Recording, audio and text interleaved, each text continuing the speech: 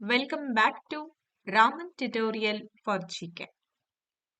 S, ಇವತ್ತಿನ ತರಗತಿಯಲ್ಲಿ ನಾವು ಸಮಾಜ ವಿಜ್ಞಾನ ವಿಷಯಕ್ಕೆ ಸಂಬಂಧಪಟ್ಟಂತೆ ಒಂದು ಪ್ರಶ್ನೆ ಪತ್ರಿಕೆಯನ್ನ ಬಿಡಿಸ್ತಾ ಹೋಗ್ತೀನಿ. ಸೊ ಈ ವಿಡಿಯೋ ನಿಮ್ಗೆ ಎಕ್ಸಾಮ್ ಪರ್ಪಸ್ ಆಗಿರಬಹುದು ಅಥವಾ ಒಂದು ಜ್ಞಾನದ ಪರ್ಪಸ್ ಆಗಿರ್ಬೋದು, ಬಹಳ ಇಂಪಾರ್ಟೆಂಟ್ ಆಗುತ್ತೆ. ಮತ್ತೆ ನಾನು ಹೇಳುವಂತ ಎಲ್ಲಾ ಒಂದು ಪ್ರಶ್ನೋತ್ತರಗಳೇನಿದೆ ನಿಮ್ಮ TET, HSTR, GPSTR, PSTR ಎಕ್ಸಾಮ್ಸ್ಗೆ ತುಂಬಾನೇ ಹೆಲ್ಪ್ ಆಗುವಂತಹ ಒಂದು ವಿಡಿಯೋ. ಎಸ್, ಇದನ್ನ ನಾವು ಕಂಟಿನ್ಯೂ ಮಾಡ್ತಾ ಹೋಗೋಣ. ಈ ವಿಡಿಯೋವನ್ನ ಕೊನೆ ತನಕ ನೋಡಿದ್ರೆ ನಿಮ್ಗೆ ಇಲ್ಲಿ ಏನಿದೆ, ಸೊ ನೀವು ಇದನ್ನ ಹೇಗೆ ಬಿಡಿಸಬಹುದು ಅನ್ನೋದು ಪ್ರತಿಯೊಂದು ವಿಚಾರನೂ ಕೂಡ ನಾವು ತಿಳ್ಕೊಳ್ಳುವಂತ ಒಂದು ಕೆಪಾಸಿಟಿ ಬರ್ತಾ ಹೋಗುತ್ತೆ. ಎಸ್, ಹಾಗಾದ್ರೆ ತಡ ಮಾಡೋದು ಬೇಡ, ಬನ್ನಿ ಇವತ್ತಿನ ಈ ತರಗತಿಯನ್ನ ನಾವು ನೋಡ್ತಾ ಹೋಗೋಣ. ಓಕೆ, ಎಲ್ಲ ರೆಡಿ ಇದೀರಲ್ಲ? ಗುಡ್ ಆಫ್ಟರ್ನೂನ್ ಎಲ್ಲರಿಗೂ ಕೂಡ. ಎಸ್, ಓಕೆ, ಹಾಯ್, ಹಲೋ, ನಮಸ್ತೆ, ಗುಡ್ ಆಫ್ಟರ್ನೂನ್ ಎವ್ರಿಬಡಿ. ಮೊದಲನೇ ಪ್ರಶ್ನೆ ಬಂದು ಹೀಗಿದೆ. ಇದು GPTಯಲ್ಲಿ ಕೇಳಿರುವಂತಹ 2017ರ ಪ್ರಶ್ನೆ ಪತ್ರಿಕೆ ಆಗಿರುತ್ತೆ. ಸೊ ನಿಮ್ಗೆ ಇದು TETಗೂ ಯೂಸ್ ಆಗುತ್ತೆ, ಹಾಗೆ HSTRಗೂ ಕೂಡ ನೀವು ಇದನ್ನ ಯೂಸ್ ಮಾಡ್ಕೋಬಹುದು. ಮೊದಲನೇ ಪ್ರಶ್ನೆ ಬಂದು, ಪ್ರಾಚೀನ ಭಾರತದಲ್ಲಿ ಹೊಸ ಧರ್ಮಗಳು ಉದಯಿಸಲು ಈ ಕೆಳಗಿನವುಗಳಲ್ಲಿ ಯಾವುದು ಕಾರಣವಲ್ಲ ಅಂತ ಇದೆ. ಪೂಜಾ ವಿಧಿಗಳಲ್ಲಿ ಸಂಸ್ಕೃತ ಮಂತ್ರಗಳ ಬಳಕೆ, ಪ್ರಾಣಿ ಬಲಿ. ಆಪ್ಷನ್ ನಂಬರ್ ಸಿ ಬಂದು ನೋಡಿ, ಬ್ರಾಹ್ಮಣರು ಮತ್ತು ಕೃತಿಯರ ನಡುವಿನ ಸಂಘರ್ಷ, ಹಾಗೆ ಜಾತಿ ಪದ್ಧತಿ ಅಂತ ಇದೆ. ಪ್ರಶ್ನೆ ಬಂದು ಏನಕ್ಕೆ ಸಂಬಂಧಪಟ್ಟಿದೆ, ಫಸ್ಟ್ ಅದನ್ನ ನಾವು ನೋಡ್ಕೋಬೇಕು. ಪ್ರಾಚೀನ ಭಾರತದಲ್ಲಿ ಹೊಸ ಧರ್ಮಗಳು ಉದಯ ಆಗತ್ತೆ. ನಿಮಗೆ ಗೊತ್ತಿದೆ ಹೊಸ ಧರ್ಮಗಳು ಯಾವ್ಯಾವ್ದು ಅಂತ. ಜೈನ ಧರ್ಮ ಮತ್ತೆ ಬೌದ್ಧ ಧರ್ಮ ಉದಯ ಆಗತ್ತೆ. ಸೊ ಇದಕ್ಕೆ ಏನು ಕಾರಣ ಅಲ್ಲ ಅಂತ ಕೊಟ್ಟಿದ್ದಾರೆ. ಯಾವುದು ಕಾರಣ ಅಲ್ಲದೆ ಇರೋದು? ಓಕೆ, ನಿಮ್ಮೆಲ್ಲರ ಉತ್ತರ ಬಂದು ಆಪ್ಷನ್ ನಂಬರ್ 3 ಆಗ್ತದೆ ಅಂತ ಎಲ್ಲರೂ ಹೇಳ್ತಿದ್ದೀರಾ. ಯೋಚನೆ ಮಾಡ್ಬಿಟ್ಟು ಆನ್ಸರ್ ಅನ್ನ ಕೊಡಿ. ಸೊ ಏನಾಗ್ತಾ ಇರುತ್ತೆ, ಪ್ರಾಚೀನ ಭಾರತದಲ್ಲಿ ಪೂಜಾ ವಿಧಿಗಳಲ್ಲಿ ಸಂಸ್ಕೃತ ಮಂತ್ರಗಳನ್ನ ಬಳಕೆ ಮಾಡ್ತಿರ್ತಾರೆ. ಆಮೇಲೆ ಅನೇಕ ಪ್ರಾಣಿ ಬಲಿನೂ ಕೂಡ ಮಾಡ್ತಾ ಇರ್ತಾರೆ. ಜಾತಿ ಪದ್ಧತಿ ತುಂಬಾ ದೊಡ್ಡದಾಗಿತ್ತು. ನಿಮ್ಗೆಲ್ಲ ಗೊತ್ತಿದೆ, ಅವಾಗೆಲ್ಲ ವರ್ಣಗಳ ಆಧಾರಿತವಾಗಿ ಜಾತಿ ಪದ್ಧತಿಯನ್ನ ನೋಡ್ತಾ ಇದ್ವಿ. ಸೊ ಅದಲ್ದಂಗೆನೆ ಅವ್ರವ್ರು ಮಾಡುವಂತಹ ಕೆಲಸದ ಆಧಾರದ ಮೇಲೆ ಜಾತಿಗಳನ್ನ ನೋಡ್ತಾ ಇದ್ರು. ಹೀಗಾಗಿ ಜಾತಿ ಪದ್ಧತಿ ಅನ್ನೋದು ಏನಾಗಿತ್ತು ಅಂತಂದ್ರೆ ಅದೊಂಥರ ರೂಢಿಗತ ಆದಂಗ ಆಗ್ಬಿಟ್ಟಿತ್ತು. ಸೊ ಅದಕ್ಕೋಸ್ಕರ ಇವ ಮೂರೂ ಕೂಡ ಏನಪ್ಪಾ ಅಂತಂದ್ರೆ ಕಾರಣಗಳು. ಆದ್ರೆ ಆಪ್ಷನ್ ನಂಬರ್ ಸಿ ಏನ್ ಹೇಳಿದ್ರಿ, ಇದು ಕಾರಣ ಅಲ್ಲ ಅನ್ನೋದನ್ನ ನಾವ್ ಹೇಳ್ಬೋದು. ಬ್ರಾಹ್ಮಣರು ಮತ್ತೆ ಕೃತಿಯರ ನಡುವೆ ಸಂಘರ್ಷ ಇರ್ಲಿಲ್ಲ. ಸೊ ಇದು ಹೊಸ ಧರ್ಮಗಳು ಉದಯ ಆಗ್ಲಿಕ್ಕೆ ಕಾರಣ ಅಲ್ಲದೆ ಇರುವಂತಹ ಒಂದು ಅಂಶ. Okay, very good. ಆಲ್ಮೋಸ್ಟ್ ಎಲ್ಲರೂ ಕೂಡ ಸರಿಯಾದ ಉತ್ತರವನ್ನ ಕೊಟ್ಟಿದ್ದೀರಾ. ನೆಕ್ಸ್ಟ್ ಕ್ವೆಶನ್ ಬರೋಣ. ಗುಪ್ತ ವಂಶದ ಸ್ಥಾಪಕ ಅಂತ ಹೇಳಿ ನಾವ್ ಯಾರನ್ನ ಕರಿತಾ ಇದೀವಿ? ತುಂಬಾ ಈಸಿ ಆಗಿರುವಂತ ಪ್ರಶ್ನೆ.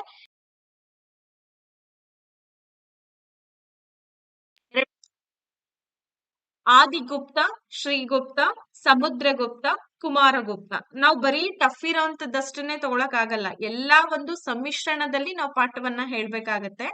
ಆ ಒಂದು ದೇಶ ನಿಮಗೆಲ್ಲ ಗೊತ್ತೇ ಇದೆ, ಗುಪ್ತರ ಕಾಲವನ್ನ ನಾವು ಸುವರ್ಣ ಯುಗ ಅಂತ ಹೇಳಿ ಕರಿತೀವಿ. ಮೌರ್ಯರ ನಂತರದಲ್ಲಿ ನಮ್ಮ ಅಖಂಡ ಭಾರತವನ್ನ ಆಳ್ವಿಕೆ ಮಾಡಿದಂತಹ ಕೀರ್ತಿ ಗುಪ್ತರಿಗೆ ಸಲ್ಲತ್ತೆ. ಸಮುದ್ರಗುಪ್ತ ಏನಿದ್ದಾನೆ, ಈ ಒಂದು ವಂಶದಲ್ಲಿ ಬರುವಂತಹ ಅತ್ಯಂತ ಪ್ರಸಿದ್ಧ ದೊರೆ ಅಂತ ಗುರ್ತಿಸಿದ್ರೆ ಆಪ್ಷನ್ ನಂಬರ್ 2 ಶ್ರೀಗುಪ್ತ ಗುಪ್ತ ವಂಶದ ಸಂಸ್ಥಾಪಕ ಅಂತ ಹೇಳಿ ನಾವು ಗುರುತಿಸ್ತಾ ಇದೀವಿ ಅಲ್ವಾ. Very good. ನೀವು ಕೂಡ ಬಹಳ ತುಂಬಾ ಸಿಂಪಲ್ ಆಗಿ ಫಟಾಫಟ್ ಆನ್ಸರ್ ಮಾಡ್ತಾ ಇದ್ದೀರಾ. Very good. ನೆಕ್ಸ್ಟ್ ಬರೋಣ. ಅದ್ವೈತ ಸಿದ್ಧಾಂತ ಅಂದ್ರೆ ಏನು? ಏನಾಗುತ್ತೆ ಅಂತಂದ್ರೆ ಸಮಾಜದಲ್ಲಿ ಇರ್ತಕ್ಕಂತಹ ಅನೇಕ ಅನಿಷ್ಟ ಪದ್ಧತಿಗಳನ್ನ, ಜೊತೆಗೆ ಇರುವಂತಹ ಗೊಂದಲವನ್ನ ತೊರಿಬೇಕು ಅನ್ನೋ ಉದ್ದೇಶಕ್ಕೋಸ್ಕರ ಸಮಾಜ ಸುಧಾರಕರು, ಧಾರ್ಮಿಕ ಸುಧಾರಕರು ಹುಟ್ಕೊಳ್ತಾರೆ.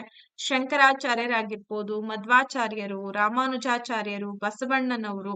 ಸೊ ಇವರೆಲ್ಲರೂ ಕೂಡ ಬರ್ತಾರೆ, ತಮ್ಮದೇ ಆದಂತಹ ಒಂದು ತತ್ವಗಳನ್ನ ಜಗತ್ತಿಗೆ ಸಾರ್ತಾರೆ.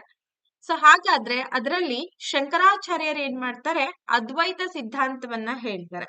ಹಾಗಾದ್ರೆ ಅದ್ವೈತ ಅಂದ್ರೆ ಏನಿಲ್ಲಿ? ತುಂಬಾ ಸಲ ಇದನ್ನ ಕೇಳಬಹುದು, ಯಾಕೆಂತಂದ್ರೆ TETಯಲ್ಲೂ ಕೂಡ ಈ ಪ್ರಶ್ನೆ ಬಂದಿದೆ.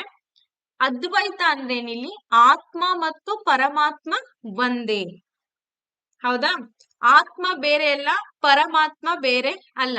ಸೊ ಅದನ್ನ ಅವ್ರ ಏನಂತ ಕರೆದ್ರು, ಅದ್ವೈತ ಸಿದ್ಧಾಂತ. ಅಹಂ ಬ್ರಹ್ಮಾಸ್ಮಿ ಅಂತ ಹೇಳ್ತಾರೆ. ನಾನೇ ಬ್ರಹ್ಮ, ನನ್ನೊಳಗೆ ಜಗತ್ತು ಇದೆ, ಜಗತ್ತು ಮಾಯೆ ಅಂತ ಹೇಳ್ತಾರೆ. ಆದ್ರೆ ಆತ್ಮ ಮತ್ತು ಪರಮಾತ್ಮ ಬೇರೆ ಬೇರೆ ಅನ್ನುವಂತಹ ಒಂದು ದ್ವೈತ ಸಿದ್ಧಾಂತವನ್ನ ಕೊಟ್ಟವ್ರು ಯಾರು? ದ್ವೈತ ಸಿದ್ಧಾಂತ ಬೇರೆ, ಹಾಗೆ ಅದ್ವೈತ ಸಿದ್ಧಾಂತನೇ ಬೇರೆ. ದ್ವೈತ ಸಿದ್ಧಾಂತವನ್ನ ಪ್ರತಿಪಾದನೆ ಮಾಡಿದವ್ರು ಯಾರು? ಕಾಮೆಂಟ್ ಅಲ್ಲಿ ತಿಳಿಸಿ. ಸೊ ಇದಕ್ಕೆ ರೈಟ್ ಆನ್ಸರ್, ಶಂಕರಾಚಾರ್ಯರು ಸ್ಥಾಪಿಸಿದಂತಹ ಅದ್ವೈತ ಸಿದ್ಧಾಂತ ಅಂದ್ರೆ ಆತ್ಮ ಮತ್ತು ಪರಮಾತ್ಮ ಎರಡೂ ಕೂಡ ಒಂದೇ, ನಾನೇ ಬ್ರಹ್ಮ, ಅಹಂ ಬ್ರಹ್ಮಾಸ್ಮಿ ಅನ್ನೋ ಒಂದು ಮಾತನ್ನ ಹೇಳ್ತಾರೆ. ನಾ ಇನ್ನೊಂದು ಕ್ವಶನ್ ಕೂಡ ಹೇಳ್ದೆ, ಆ ಕ್ವಶನ್ಗೆ ಆನ್ಸರ್ ಬರುತ್ತೆ ಅಂತ ಎಕ್ಸ್ಪೆಕ್ಟ್ ಮಾಡಿದೀನಿ, ನೋಡೋಣ. 4ನೇ ಪ್ರಶ್ನೆಗೆ ಹೋಗೋಣ. ಸಿರಾಜ್ ಉದ್ ದೌಲನ ಇಚ್ಛೆಗೆ ವಿರುದ್ಧವಾಗಿ ಬ್ರಿಟಿಷರು ಒಂದು ಕೋಟೆಯನ್ನ ನಿರ್ಮಿಸ್ತಾರೆ. ಸೊ ಅದು ಯಾವ್ದು? ಮಧ್ವಾಚಾರ್ಯರು ಅಂತ ಹೇಳ್ತೀರಾ? Very good. ಅವರು ದ್ವೈತ ಸಿದ್ಧಾಂತವನ್ನ ಪ್ರತಿಪಾದಿಸ್ತಾರೆ. ಹಾಗಾದ್ರೆ ರಾಮಾನುಜಾಚಾರ್ಯರು ಪ್ರತಿಪಾದಿಸಿದಂತಹ ಸಿದ್ಧಾಂತ ಯಾವುದು? ಕಾಮೆಂಟ್ ಅಲ್ಲಿ ತಿಳಿಸಿ. ನಿಮ್ಮ ಉತ್ತರ ಸರಿ ಇದೆ. ಸಿರಾಜ್ ಉದ್ ದೌಲಾ ಯಾರು ಅನ್ನೋದು ನಿಮ್ಗೆಲ್ಲ ಗೊತ್ತೇ ಇದೆ. ಬಂಗಾಳದ ನವಾಬನಾಗಿ ಆಳ್ವಿಕೆಯನ್ನ ಮಾಡ್ತಾ ಇರ್ತಾನೆ. ಸೊ ಆ ಸಂದರ್ಭದಲ್ಲಿ ಬ್ರಿಟಿಷರು ಏನ್ ಮಾಡ್ತಾರೆ, ಅವನ ಪರ್ಮಿಷನ್ ಕೇಳಾರ್ದಂಗೆನೆ ಈ ಒಂದು ಕೋಟೆಯನ್ನ ನಿರ್ಮಿಸ್ತಾರೆ. ಆ ಕೋಟೆ ಹೆಸರು ಫೋರ್ಟ್ ವಿಲಿಯಂ, ಫೋರ್ಟ್ ಫಾರ್ಮಸ್, ಹಾಗೆ ಫೋರ್ಟ್ ಆಂಥೈಮ್ ಮತ್ತೆ ಫೋರ್ಟ್ ಫ್ರಾನ್ಸಿಸ್ ಅಂತ ಇದೆ. ಹಾಗಾದ್ರೆ ಯಾವ ಕೋಟೆಯನ್ನ ಅವರು ನಿರ್ಮಿಸ್ತಾರೆ? ಈ ಕೋಟೆ ನಿರ್ಮಾಣದಿಂದಲೇ ಸಿರಾಜ್ ಉದ್ ದೌಲನಿಗೆ ಏನಾಗುತ್ತೆ, ಸಿಟ್ಟು ಬರುತ್ತೆ. ನೋಡಪ್ಪ, ಈಗ ನಮ್ಮ ಸ್ಥಳದಲ್ಲಿ ಬಂದು ನಮ್ಮ ಮಾತೇ ಕೇಳಾರ್ದಂಗೆ ಅವ್ರಿಗೆ ಬಂದಿದ್ದನ್ನ ಅವ್ರ ಇಷ್ಟ ಬಂದಿದ್ದನ್ನ ಮಾಡ್ತಾ ಇದಾರೆ ಅಂತಂದ್ರೆ ಆಟೋಮೆಟಿಕ್ ಆಗಿ ನಮ್ಗೆ ಏನಾಗುತ್ತೆ, ಸಿಟ್ಟು ಬಂದೇ ಬರುತ್ತೆ. Very good. ವಿಶಿಷ್ಟ ಅದ್ವೈತ ಸಿದ್ಧಾಂತ ಸರಿ ಇದೆ. ರಾಮಾನುಜಾಚಾರ್ಯರು ಪ್ರತಿಪಾದಿಸಿದಂತಹ ಸಿದ್ಧಾಂತ ಬಂದು ವಿಶಿಷ್ಟ ಅದ್ವೈತ ಸಿದ್ಧಾಂತ. ಓಕೆ. ಇನ್ನ ಬಸವೇಶ್ವರರು ಶಕ್ತಿ ವಿಶಿಷ್ಟ ಅದ್ವೈತ ಸಿದ್ಧಾಂತದ ಬಗ್ಗೆ ಹೇಳ್ತಾರೆ, ಅದನ್ನ ಕೂಡ ನೆನ್ಪಿಟ್ಕೊಳ್ಳಿ. ನೋಡಿ, ಫೋರ್ಟ್ ವಿಲಿಯಂ ಕೋಟೆಯನ್ನ ಬ್ರಿಟಿಷ್ ಏನ್ ಮಾಡ್ತಾರೆ, ನಿರ್ಮಾಣ ಮಾಡ್ತಾರೆ. ಸೊ ಅದು ನವಾಬನ ಅನುಮತಿ ಇಲ್ದಂಗೆನೆ ನಿರ್ಮಾಣ ಮಾಡ್ತಾರೆ. ಇದರ ಒಂದು ಪರಿಣಾಮವಾಗಿ ಸಿರಾಜ್ ಉದ್ ದೌಲಾ ಏನ್ ಮಾಡ್ಬಿಡ್ತಾನೆ, ಕಪ್ಪು ಕೋಣೆಯ ದುರಂತಕ್ಕೆ ಕಾರಣ ಆಗ್ತಾನೆ ಅಲ್ವಾ? ಸೊ ಇದರಿಂದ ಮುಂದೆ ಪ್ಲಾಸಿ ಕದನನೂ ಕೂಡ ಆಗುತ್ತೆ. 1757ರಲ್ಲಿ ನಮ್ಮ ಇತಿಹಾಸ ಪುಟದಲ್ಲಿ ಸೇರ್ಕೊಳ್ತಕ್ಕಂತ ಒಂದು ಯುದ್ಧ ಅದು. ಪ್ರಪ್ರಥಮ ಬಾರಿಗೆ ಬ್ರಿಟಿಷರು ನಮ್ಮ ದೇಶೀಯ ರಾಜರೊಂದಿಗೆ ಯುದ್ಧವನ್ನ ಮಾಡಿರುವಂತದ್ದು. ಎಸ್. ಆರ್ಯ ಸಮಾಜದಲ್ಲಿ ಶುದ್ಧೀಕರಣ ಚಳುವಳಿಯ ಪ್ರಮುಖ ಉದ್ದೇಶ ಏನು? ಆರ್ಯ ಸಮಾಜ, ನಾನ್ ಮೊನ್ನೆ ಕೂಡ ಇದ್ರ ಬಗ್ಗೆ ಹೇಳಿದ್ದೆ. ಆರ್ಯ ಸಮಾಜವನ್ನ ಸ್ಥಾಪನೆ ಮಾಡಿದವರು ದಯಾನಂದ ಸರಸ್ವತಿಯವರು. ಸಮಾಜವನ್ನ ಸುಧಾರಣೆ ಮಾಡ್ಬೇಕು ಅನ್ನೋ ಉದ್ದೇಶದಿಂದಲೇ ಏನಾಗುತ್ತೆ, ಮಧ್ಯಕಾಲೀನ ಭಾರತದಲ್ಲಿ ರಾಜಾರಾಮ್ ಮೋಹನ್ ರಾಯ್ ಅವರು, ಆನಿ ಬೆಸೆಂಟ್ ರವರು, ಹಾಗೇನೆ ಜ್ಯೋತಿರಾವ್ ಬಾಪುಲೆ ಅವರು, ಮತ್ತೆ ಇವರು ವಿವೇಕಾನಂದ ಅವರು. ಸೊ ಇವರೆಲ್ಲರೂ ಕೂಡ ತಮ್ಮದೇ ಆದಂತಹ ಹಲವು ಸಿದ್ಧಾಂತಗಳ ಮೂಲಕ ತತ್ವಗಳನ್ನ ಸಾರ್ತಾರೆ. ಅದರಲ್ಲಿ ಆರ್ಯ ಸಮಾಜದಲ್ಲಿ ಶುದ್ಧೀಕರಣ ಚಳುವಳಿ ಅಂದ್ರೆ ಏನು? ಸೊ ಆಪ್ಷನ್ ನಂಬರ್ ಸಿ ಸರಿ ಇದೆ ಮೇಡಮ್ ಅಂತ ಹೇಳ್ತಿದ್ದೀರಾ, ಹೌದಲ್ವಾ? Very good. ನಿಮ್ಮ ಉತ್ತರ ಸರಿ ಇದೆ. ಮತಾಂತರಗೊಂಡವರನ್ನ ಹಿಂದೂ ಧರ್ಮಕ್ಕೆ ಮತ್ತೆ ಮರಳಿ ತರುವಂತಹ ಪ್ರಯತ್ನವನ್ನ ಮಾಡ್ಲಿಕ್ಕೋಸ್ಕರ ಶುದ್ಧೀಕರಣ ಚಳುವಳಿಯನ್ನ ಆರಂಭ ಮಾಡ್ತಾರೆ. ಯಾರು? ದಯಾನಂದ ಸರಸ್ವತಿಯವರು. ವೇದಗಳಿಗೆ ಹಿಂದಿರುಗಿ ಅಂತಕ್ಕಂತ ಒಂದು ಘೋಷಣೆಯನ್ನ ಕೂಡ ಅವ್ರು ಕೊಡ್ತಾರೆ. ರಾಜಾರಾಮ್ ಮೋಹನ್ ರಾಯ್ ಅವರು ಬ್ರಹ್ಮ ಸಮಾಜವನ್ನ ಶುರು ಮಾಡ್ತಾರೆ. ಇನ್ನ ವಿವೇಕಾನಂದ ಅವರು ನಿಮಗೆ ಗೊತ್ತಿದೆ, ರಾಮಕೃಷ್ಣ ಮಿಷನ್ ನ ಮೂಲಕ ಕೆಲಸವನ್ನ ಮಾಡ್ತಾರೆ. ಹೀಗೆ ಸತ್ಯಶೋಧಕ ಸಮಾಜವನ್ನ ಸ್ಥಾಪನೆ ಮಾಡಿದಂತವ್ರು ಜ್ಯೋತಿರಾವ್ ಬಾಪುಲೆ ಅವರು. ನೆನ್ಪಿಟ್ಕೊಳ್ಳಿ, ಎಕ್ಸಾಮ್ ಅಲ್ಲಿ ಯಾವ್ದನ್ನ ಬೇಕಾದ್ರೂ ಕೇಳುವಂತ ಸಾಧ್ಯತೆ ಇರುತ್ತೆ.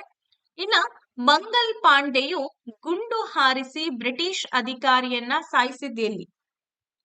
ಮೀರತ್, ಬ್ಯಾರಕ್ಪುರ್, ಹಾಗೆ ಲಕ್ನೋ ಮತ್ತು ಅಂಬಾಲ.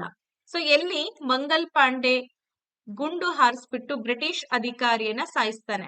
ನೋಡಿ, ಈಗ 1857ರಲ್ಲಿ ಏನಾಗುತ್ತೆ, ಭಾರತದ ಪ್ರಪ್ರಥಮ ಸ್ವತಂತ್ರ ಸಂಗ್ರಾಮವನ್ನ ಮಾಡ್ಬೇಕು ಅಂತ ಹೇಳಿ ಬಹಳಷ್ಟು ಒಂದು ನಾಯಕತ್ವದಲ್ಲಿ ನಾಯಕರೇನ್ ಮಾಡ್ತಾರೆ, ತೀರ್ಮಾನವನ್ನ ಮಾಡ್ತಾರೆ. ನಾನಾ ಸಾಹೇಬ್ ತಾಂತೆ ಟೋಪಿ ಆಗಿರ್ಬೋದು, ಝಾನ್ಸಿ ರಾಣಿ ಲಕ್ಷ್ಮೀಬಾಯಿ ಆಗಿರ್ಬೋದು, ಲಕ್ನೋದ ದೊರೆಗಳಾಗಿರಬಹುದು.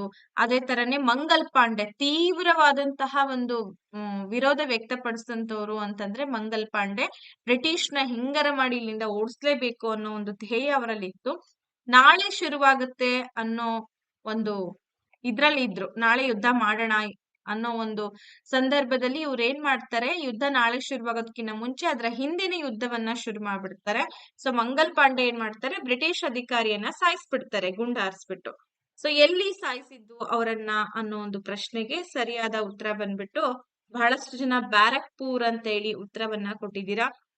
ಎಸ್, ಇನ್ನ ಕೆಲವೊಬ್ರು ಬಿ ಕರೆಕ್ಟ್ ಆಗಿದೆ, ಬ್ಯಾರಕ್ಪುರ್ನಲ್ಲಿ ಅವರನ್ನ ಸಾಯಿಸ್ತಾರೆ. ಓಕೆ, ನೆಕ್ಸ್ಟ್ ಬರೋಣ. ಮುಂದಿನ ಪ್ರಶ್ನೆ ಬಂದ್ಬಿಟ್ಟು ಹಾಗೆ ಮಂಗಲ್ ಪಾಂಡೆ ಬಗ್ಗೆ ಒಂದಷ್ಟು ಮಾಹಿತಿಯನ್ನ ತಿಳ್ಕೊಳ್ಳೋಣ. 1857ರ ದಂಗೆಯಲ್ಲಿ ತನ್ನನ್ನ ತಾನು ತೊಡಸ್ಕೊಂಡಿರುವಂತವ್ರು, ಹುತಾತ್ಮ ಅಂತಲೇ ಇವರನ್ನ ನಾವು ನೋಡ್ತೀವಿ. 1857 ಮಾರ್ಚ್ 29ರಂದು ಏನ್ ಮಾಡ್ತಾರೆ, ಬ್ರಿಟಿಷ್ ಅಧಿಕಾರಿಯಾದಂತಹ ಮೇಜರ್ ಹ್ಯೂಸನ್ ಮತ್ತು ಲೆಫ್ಟಿನೆಂಟ್ ಭಾಗ್ ಇವ್ರ ಮೇಲೆ ಏನ್ ಮಾಡ್ತಾರೆ, ಗುಂಡಿನ ದಾಳಿಯನ್ನ ನಡೆಸ್ಬಿಟ್ಟು ಅವರಿಬ್ಬರನ್ನ ಕೂಡ ನೆಲಕ್ಕೆ ಉರುಳಿಸ್ಬಿಡ್ತಾರೆ. ಅಂದ್ರೆ ಅವರು ಇಬ್ರನ್ನು ಕೂಡ ಶೂಟ್ಔಟ್ ಮಾಡಿ ಸಾಯಿಸ್ಬಿಡ್ತಾರೆ. ಸೊ ಗಾಯಗೊಂಡಿದ್ದಂತಹ ಪಾಂಡೆಯವರನ್ನ, ಏನು ಮಂಗಲ್ ಪಾಂಡೆ ಏನಿದ್ರು, ಇವರನ್ನ ಬ್ರಿಟಿಷ್ ಸರ್ಕಾರದ ಆದೇಶದ ಮೇರೆಗೆ ಏಪ್ರಿಲ್ 8, 1857ರಂದು ಅವರನ್ನ ಬ್ಯಾರಕ್ಪುರ್, ಕೋಲ್ಕತ್ತಾದಲ್ಲಿ ಗಲ್ಲಿಗೆ ಏರ್ಸ್ಬಿಡ್ತಾರೆ. ಹಂಗೆ ಯಾರಾದ್ರೂ ಇದು ತಪ್ಪಿದೆ ಅಂತ ಹೇಳಿ ಅನ್ಕೊಂಡ್ರು ಅಂದ್ರೆ ಆ ಕ್ಷಣ ಅವರನ್ನ ಗಲ್ಲಿಗೆ ಏರ್ಸುವಂತ ಪ್ರಯತ್ನ ಅವ್ರು ಮಾಡ್ಬಿಡ್ತಿದ್ರು. ಅನ್ಫಾರ್ಚುನೇಟ್ಲಿ ಹಂಗೆ ಇತ್ತು ವ್ಯವಸ್ಥೆ ಅವಾಗ ಬ್ರಿಟಿಷ್ ಇಂಡಿಯಾದಲ್ಲಿ. ಎಸ್, 7th ಕ್ವೆಶನಿಗೆ ಹೋಗೋಣ. ನೀವೆಲ್ಲ ರೆಡಿ ಇದೀರೇನ್ರಮ್ಮ? ಜೊತೆಗೆ ವಿಡಿಯೋ ಇಷ್ಟ ಆಗ್ತಾ ಇದ್ರೆ ಒಂದು ಲೈಕ್ ಮಾಡಿ. ಲೈಕ್ ಮಾಡೋದ್ರಿಂದ ದುಡ್ಡು ಹೋಗಲ್ಲ ಅಂತ ನಾನು ಪ್ರತಿ ಸಲ ಹೇಳ್ತೀನಿ ನಿಮ್ಗೆ. ಇತಿಹಾಸದ ಮೂಲಾಧಾರಗಳು ಇವುಗಳಿಗೆ ಸಂಬಂಧಪಟ್ಟಿದೆ. ಯಾವುದಕ್ಕೆ ಸಂಬಂಧಪಟ್ಟಿದೆ? ವಂಶಾವಳಿಯನ್ನ ಉಲ್ಲೇಖಿಸುವ ಶಾಸನಗಳು, ರಾಜನ ಕರ್ತವ್ಯ ಉಲ್ಲೇಖಿಸುವಂತಹ ಸಾಹಿತ್ಯ, ಪ್ರಾಚೀನ ಜನಾಂಗದ ಅಸ್ಥಿಪಂಜರದ ಅವಶೇಷ, ಮೇಲಿನ ಎಲ್ಲವೂ ಅಂತ ಇದೆ. ಮೂಲಾಧಾರಗಳು ಅಂತಂದ್ರೆ ನಿಮ್ಗೆಲ್ಲ ಗೊತ್ತೇ ಇದೆ. ಯಾವುದೇ ಒಂದು ನಾಗರಿಕತೆ ಬಗ್ಗೆ ಆಗಿರಬಹುದು ಅಥವಾ ರಾಜ್ಯ ಮನೆತನದ ಬಗ್ಗೆ ಆಗಿರಬಹುದು, ಅವರ ಸಂಪೂರ್ಣ ಮಾಹಿತಿಯನ್ನ ತಿಳಿದುಕೊಳ್ಳಿಕ್ಕೆ ಇರ್ತಕ್ಕಂಥ ಸಾಕ್ಷ್ಯಾಧಾರಗಳು. ಯಾವುದೇ ಆಧಾರಗಳು ಇಲ್ದಂಗೆ ನಾನು ಇತಿಹಾಸವನ್ನ ಬೋಧಿಸ್ತೀನಿ ಅಂದ್ರೆ ಹೈಲಿ ಇಂಪಾಸಿಬಲ್, ಸಾಧ್ಯನೇ ಇಲ್ಲ ಅಲ್ವೇನ್ರಿ? ಹಂಗ್ ಟೀಚ್ ಮಾಡಕ್ ಆಗತ್ತಾ? ಇಲ್ಲ. ಅದಕ್ಕೆ ಏನ್ ಬೇಕು, ನಮ್ಗೆ ರಿಸೋರ್ಸ್ ಬಹಳ ಇಂಪಾರ್ಟೆಂಟ್. ಅದಕ್ಕೆ ನಿಮ್ಗೆ ಫಸ್ಟ್ ಚಾಪ್ಟರ್ ಏನಿದೆ ರಿಸೋರ್ಸ್ ಅಂತ ಹೇಳಿ ಇಟ್ಟಿರುವಂತದ್ದು. ಸೊ ನಿಮ್ಮ ಎಲ್ಲರ ಉತ್ತರ ಸರಿಯಾಗಿದೆ. ವಂಶಾವಳಿಯನ್ನ ಉಲ್ಲೇಖಿಸುವಂತ ಶಾಸನಗಳು. ಸೊ ಈ ಒಂದು ವಂಶ ಇದೆ ಅಂದ್ರೆ ಅಲ್ಲಿ ಬರ್ತಕ್ಕಂತ ರಾಜರು ಯಾರಿದ್ದಾರೆ, ಅವರ ಸ್ಥಾನಮಾನ ಏನಿತ್ತು, ಸಾಧನೆಗಳೇನಿತ್ತು, ಅವನ ಕರ್ತವ್ಯ ಏನಿತ್ತು ಅನ್ನೋ ಒಂದು ಸಾಹಿತ್ಯವನ್ನ ನೋಡ್ತೇವೆ. ಪ್ರಾಚೀನ ಜನಾಂಗದ ಅಸ್ಥಿಪಂಜರದ ಅವಶೇಷ, ಇವೆಲ್ಲವುಗಳು ಕೂಡ ಮೂಲಾಧಾರಗಳಿಗೆ ಸಂಬಂಧಪಡುತ್ತೆ. ಇವೆಲ್ಲ ಸಿಕ್ಕಾಗ್ಲೇನೆ ನಾವು ಓದೋದಕ್ಕೆ ಸಾಧ್ಯ. ಇತಿಹಾಸ ಆಧಾರವನ್ನ ಉಳಿದು ಬದುಕ್ಲಿಕ್ಕೆ ಸಾಧ್ಯನೇ ಇಲ್ಲ. ಇತಿಹಾಸ ಸಿಗೋದೇ ಇಲ್ಲ ನಮ್ಗೆ. ನೆಕ್ಸ್ಟ್, ಎಲ್ರಿಗೂ ಚಿರಪರಿಚಿತ ಪರ್ಯಾಯ ದ್ವೀಪ ಅಂದ್ರೆ ಏನು? ಪರ್ಯಾಯ ದ್ವೀಪ ಬಹಳ ಸಿಂಪಲ್ ಆದಂತ ಪ್ರಶ್ನೆ. ನಾನು ಹೇಳ್ತಾ ಇದ್ದೀನಿ, ಯಾರಿಗಾದ್ರೂ ಟಿ ಕ್ಲಾಸಸ್ ಗಳನ್ನ ಜಾಯಿನ್ ಆಗ್ಬೇಕು ಅಂದ್ರೆ ಮಾರ್ಚ್ 10th ಇಂದ ಶುರುವಾಗ್ತಾ ಇದೆ. ಇಂಟ್ರೆಸ್ಟ್ ಇರುವಂತ ವಿದ್ಯಾರ್ಥಿಗಳು 8217670405 ನಂಬರ್ನ ಕಾಂಟ್ಯಾಕ್ಟ್ ಮಾಡ್ಬೋದು. 9ನೇ ತಾರೀಕು last date, 9th is the last date. Okay, ಹಾಗೆ ಇನ್ನೊಂದು ನಂಬರ್ ಕೂಡ ಇದೆ, 6361153623. ಎಸ್, ನೋಡಿ, ಪರ್ಯಾಯ ದ್ವೀಪ ಅಂದ್ರೆ ಏನು? ಇಲ್ಲಿ ನೀವು ಆನ್ಸರ್ ಎಲ್ಲ ಕೊಡ್ತಾ ಇದ್ದೀರಾ. 3 ದಿಕ್ಕುಗಳಲ್ಲಿ ನೀರಿನಿಂದ ಆವೃತವಾದಂತಹ ಭೂಮಿಯನ್ನ ನಾವು ಪರ್ಯಾಯ ದ್ವೀಪ ಅಂತ ಕರಿತೀವಿ.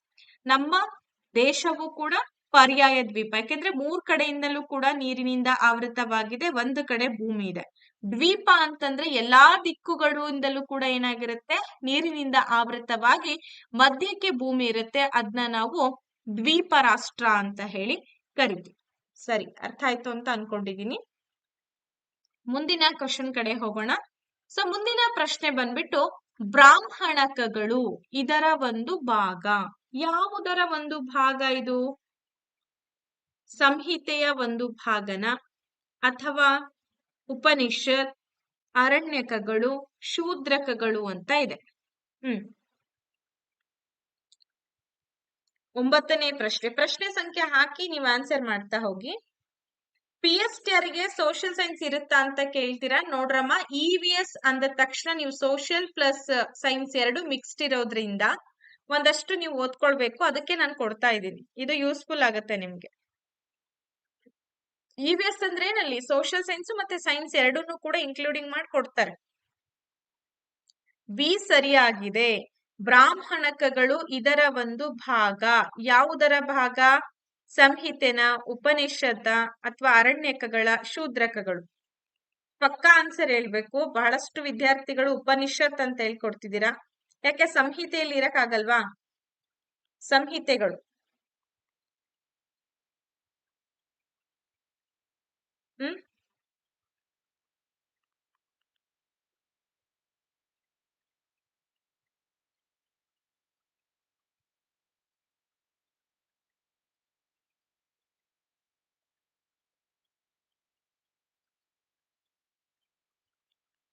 ಓಕೆ.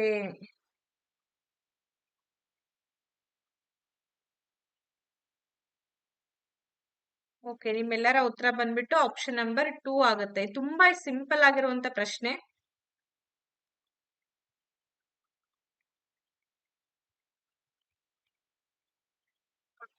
ಸರಿಯಾದ ಉತ್ತರ ಬಂದ್ಬಿಟ್ಟು ಸಿ. ಸಿ ಆಗಲ್ಲ, ಅರಣ್ಯಕಗಳಲ್ಲಿ ಬರಲ್ಲ. Okay, B and A confuse ಆಗುತ್ತೆ ಮೇಡಮ್ ಅಂತ ಹೇಳ್ತಾರೆ. ಎ ಕರೆಕ್ಟ್ ನಲ್ಲಿ ಬಂದಿತ್ತು ಇದು ಅಂತ.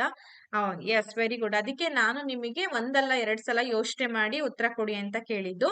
ಬ್ರಾಹ್ಮಣಕಗಳೇನಿದೆ ಸಂಹಿತೆಯಲ್ಲಿ ಬರ್ತಕ್ಕಂತಹ ಒಂದು ಅಂಶಗಳು. ಸೊ ನಿಮಗೆ ಗೊತ್ತಿರ್ಬೇಕು ಬ್ರಾಹ್ಮಣಕಗಳು ಯಾವ್ದ್ರಲ್ಲಿ ಬರುತ್ತೆ, ಅರಣ್ಯಕ ಅಂದ್ರೇನು, ಶೂದ್ರಕ ಅಂದ್ರೇನು, ಉಪನಿಷತ್ಗಳಂದ್ರೇನು. ಉಪನಿಷತ್ಗಳು ಅಂತಂದ್ರೆ ನಿಮ್ಗೆಲ್ಲ ಅದ್ರಲ್ಲಿ ಏನ್ ಬರುತ್ತೆ, ಈ ಮಂತ್ರಗಳಾಗಿರ್ಬಹುದು ಅಥವಾ ನಾವ್ ಹೇಳ್ತೀವಲ್ಲ ಶ್ಲೋಕಗಳಾಗಿರ್ಬೋದು, ಅದೆಲ್ಲವೂ ಕೂಡ ಸೇರ್ಕೊಳ್ಳುತ್ತೆ. ತುಂಬಾ ಇಂಪಾರ್ಟೆಂಟ್.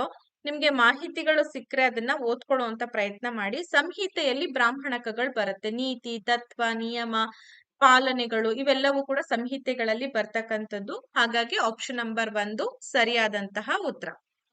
ನೆಕ್ಸ್ಟ್ ಪ್ರಶ್ನೆಗೆ ಹೋಗೋಣ. ಕಾನೂನು ಸಲಹೆಗಾರರಾಗಿ ಗಾಂಧೀಜಿಯವರು ದಕ್ಷಿಣ ಆಫ್ರಿಕಾಕ್ಕೆ ಹೋಗಿದ್ದು ಎಲ್ಲಿಗೆ? ಪ್ರಶ್ನೆ ಅರ್ಥ ಆಯ್ತಾ ಎಲ್ರಿಗೂ? ಕಾನೂನು ಸಲಹೆಗಾರರಾಗಿ ಗಾಂಧೀಜಿಯವರು ಏನ್ ಮಾಡ್ತಾರೆ, ದಕ್ಷಿಣ ಆಫ್ರಿಕಾಕ್ಕೆ ಹೋಗ್ತಾರೆ. ಎಲ್ಲಿಗೆ ಹೋಗ್ತಾರೆ ದಕ್ಷಿಣ ಆಫ್ರಿಕಾದಲ್ಲಿ? ದಾದಾ ಅಬ್ದುಲ್ಲಾ ಕಂಪನಿಗೆ, ಅಮೀನ್ ಟ್ರೇಡರ್ ಕಂಪನಿಗೆ, ನೌಶಾದ್ ಟ್ರೇಡಿಂಗ್ ಕಂಪನಿ, ಹಾಗೆ ಕಂಪನಿ ಆಫ್ ಇಂಡೋ ಆಫ್ರಿಕನ್ ಮುಸ್ಲಿಮ್ಸ್ಗೆ ಅಂತ ಇದೆ. ಪ್ರಶ್ನೆ ಕಾಣಿಸ್ತಾ ಇದೆ ಅಲ್ವಾ? ಓಕೆ, ನಿಮ್ಮ ಎಲ್ಲರ ಉತ್ತರ ಬಂದು ಆಪ್ಷನ್ ನಂಬರ್ 1 ಅಂತ ಹೇಳಿ ಕೊಡ್ತಿದ್ದೀರಾ. ನೋಡಿ, ಯೋಚನೆ ಮಾಡಿ ಇನ್ನೊಂದ್ ಸ್ವಲ್ಪ ಯೋಚನೆ ಮಾಡಿ ಉತ್ತರ ಕೊಡಿ. ಅಂಡ್ ಮೋಸ್ಟ್ ಇಂಪಾರ್ಟೆಂಟ್ ಕ್ವೆಶನ್ ಇದು. ಎಸ್, ಫಸ್ಟ್ ಮಹಾತ್ಮ ಗಾಂಧೀಜಿಯವರು ಏನ್ ಮಾಡ್ತಾರೆ ಅಂತಂದ್ರೆ ದಕ್ಷಿಣ ಆಫ್ರಿಕಾಕ್ಕೆ ಕಾನೂನಿನ ಸಲಹೆಗಾರರು ಹೋಗ್ತಾರೆ. ಎಲ್ಲಿ ಹೋಗ್ತಾರೆ ಅಂದ್ರೆ ದಾದಾ ಅಬ್ದುಲ್ಲಾ ಕಂಪನಿಗೆ ಹೋಗಿ ಅಲ್ಲಿ ಕೆಲಸವನ್ನ ನಿರ್ವಹಿಸ್ತಾರೆ. ಸೊ ಅಲ್ಲಿದ್ದಂತಹ ವರ್ಣಭೇದ ನೀತಿಯನ್ನ ಕಂಡು ಅವರು ಸಿಕ್ಕಾಪಟ್ಟೆ ಬೇಜಾರಾಗ್ಬಿಡುತ್ತೆ. ಇಲ್ಲಿ ಕರಿಯರು ಬಿಳಿಯರು ಅಂತ ಹೇಳಿ ಅಲ್ಲಿ ಡಿವೈಡ್ ಮಾಡಿ ರೂಲ್ ಮಾಡ್ತಾ ಇದ್ರು. ಅಬ್ದುಲ್ಲಾ ಕಂಪನಿಗೆ ಹೋಗ್ತಾರೆ. ಸರಿ ಇದೆ ಉತ್ತರ. ನೆಕ್ಸ್ಟ್, ಆರ್ಚ್ ಡ್ಯೂಕ್ ಫರ್ಡಿನಾಂಡ್ ಕೊಲೆ ಆಗಿದ್ದು ಯಾವಾಗ? ನಿಮಗೆ ಫಸ್ಟ್ ಗೊತ್ತಾಗೋದೇನು ಅಂದ್ರೆ ಆರ್ಚ್ ಡ್ಯೂಕ್ ಯಾರು ಅನ್ನೋದು ಗೊತ್ತಾಗ್ಬೇಕು. ಇಲ್ದೇ ಇದ್ರೆ ಮಾಹಿತಿಗಳು ಗೊತ್ತಾಗಲ್ಲ. ಸೊ ಆರ್ಚ್ ಡ್ಯೂಕ್ ಫರ್ಡಿನಾಂಡ್ ಅನ್ನು ಕೊಲೆ ಆದದ್ದು ಯಾವಾಗ? 28 ಜುಲೈ 1914, 20 ಜುಲೈ 1914, 28 ಆಗಸ್ಟ್ 1914, ಹಾಗೆ 29 ಆಗಸ್ಟ್ 1914 ಅಂತ ಇದೆ. ಸೊ 1914 ಅಂದ ತಕ್ಷಣ ನಮಗೊಂದು ನೆನಪಿಗೆ ಬರುತ್ತೆ, ವಿಶ್ವ ಮಹಾಸಮರ ನಡೆದಂತಹ ವರ್ಷ ಅಂತ ಹೇಳಿ ಕರಿತೀವಿ. ಸೊ ಆರ್ಚ್ ಡ್ಯೂಕ್ ಫರ್ಡಿನಾಂಡ್ ಕೊಲೆ ಆಗ್ತಾನೆ. ಸೊ ಯಾವಾಗ ಕೊಲೆ ಆಗ್ತಾನೆ? ಈತ ಆಸ್ಟ್ರಿಯಾದ ಉತ್ತರಾಧಿಕಾರಿಯಾಗಿರ್ತಾನೆ. 1863ರಲ್ಲಿ ಈತ ಆಳ್ವಿಕೆಗೆ ಬರುವಂತದ್ದು. ಆಸ್ಟ್ರಿಯಾ ಹಂಗೇರಿಯ ಸಿಂಹಾಸನದ ಉತ್ತರಾಧಿಕಾರಿಯಾಗಿ ಕೆಲಸವನ್ನ ನಿರ್ವಹಿಸ್ತಾ ಇರ್ತಾನೆ.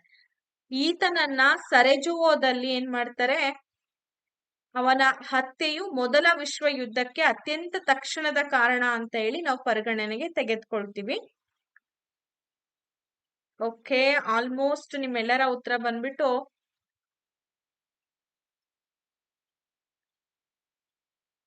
ಏನ್ ಬರ್ತಾ ಇದೆ ಉತ್ತರ ಇಲ್ಲಿ ಆನ್ಸರ್ಗೆ? ಸರಿಯಾದಂತ ಉತ್ತರ ಕಂಡ್ಕೊಂಡ್ರ ಇಲ್ಲಿ? 29th July ಆಗ್ಬೇಕಾಗಿತ್ತು. ಇನ್ನ ಕೆಲವೊಬ್ರು 28 ಜುಲೈ 1914 ಅಂತ ಹೇಳ್ತಿದ್ದೀರಾ. ಇನ್ನ ಕೆಲವೊಬ್ರು ಜೂನ್ ಆಗ್ಬೇಕಾಗಿತ್ತು ಅಂತಾನು ಕೂಡ ಹೇಳ್ತೀರಾ.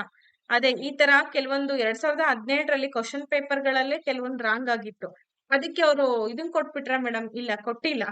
ಗ್ರೇಸ್ ಕೊಟ್ಬಿಡಲ್ಲ, ಹಂಗೆ ಎಲ್ಲಾನಕ್ಕೂ ಗ್ರೇಸ್ ಕೊಡಲ್ಲ ಅವರು.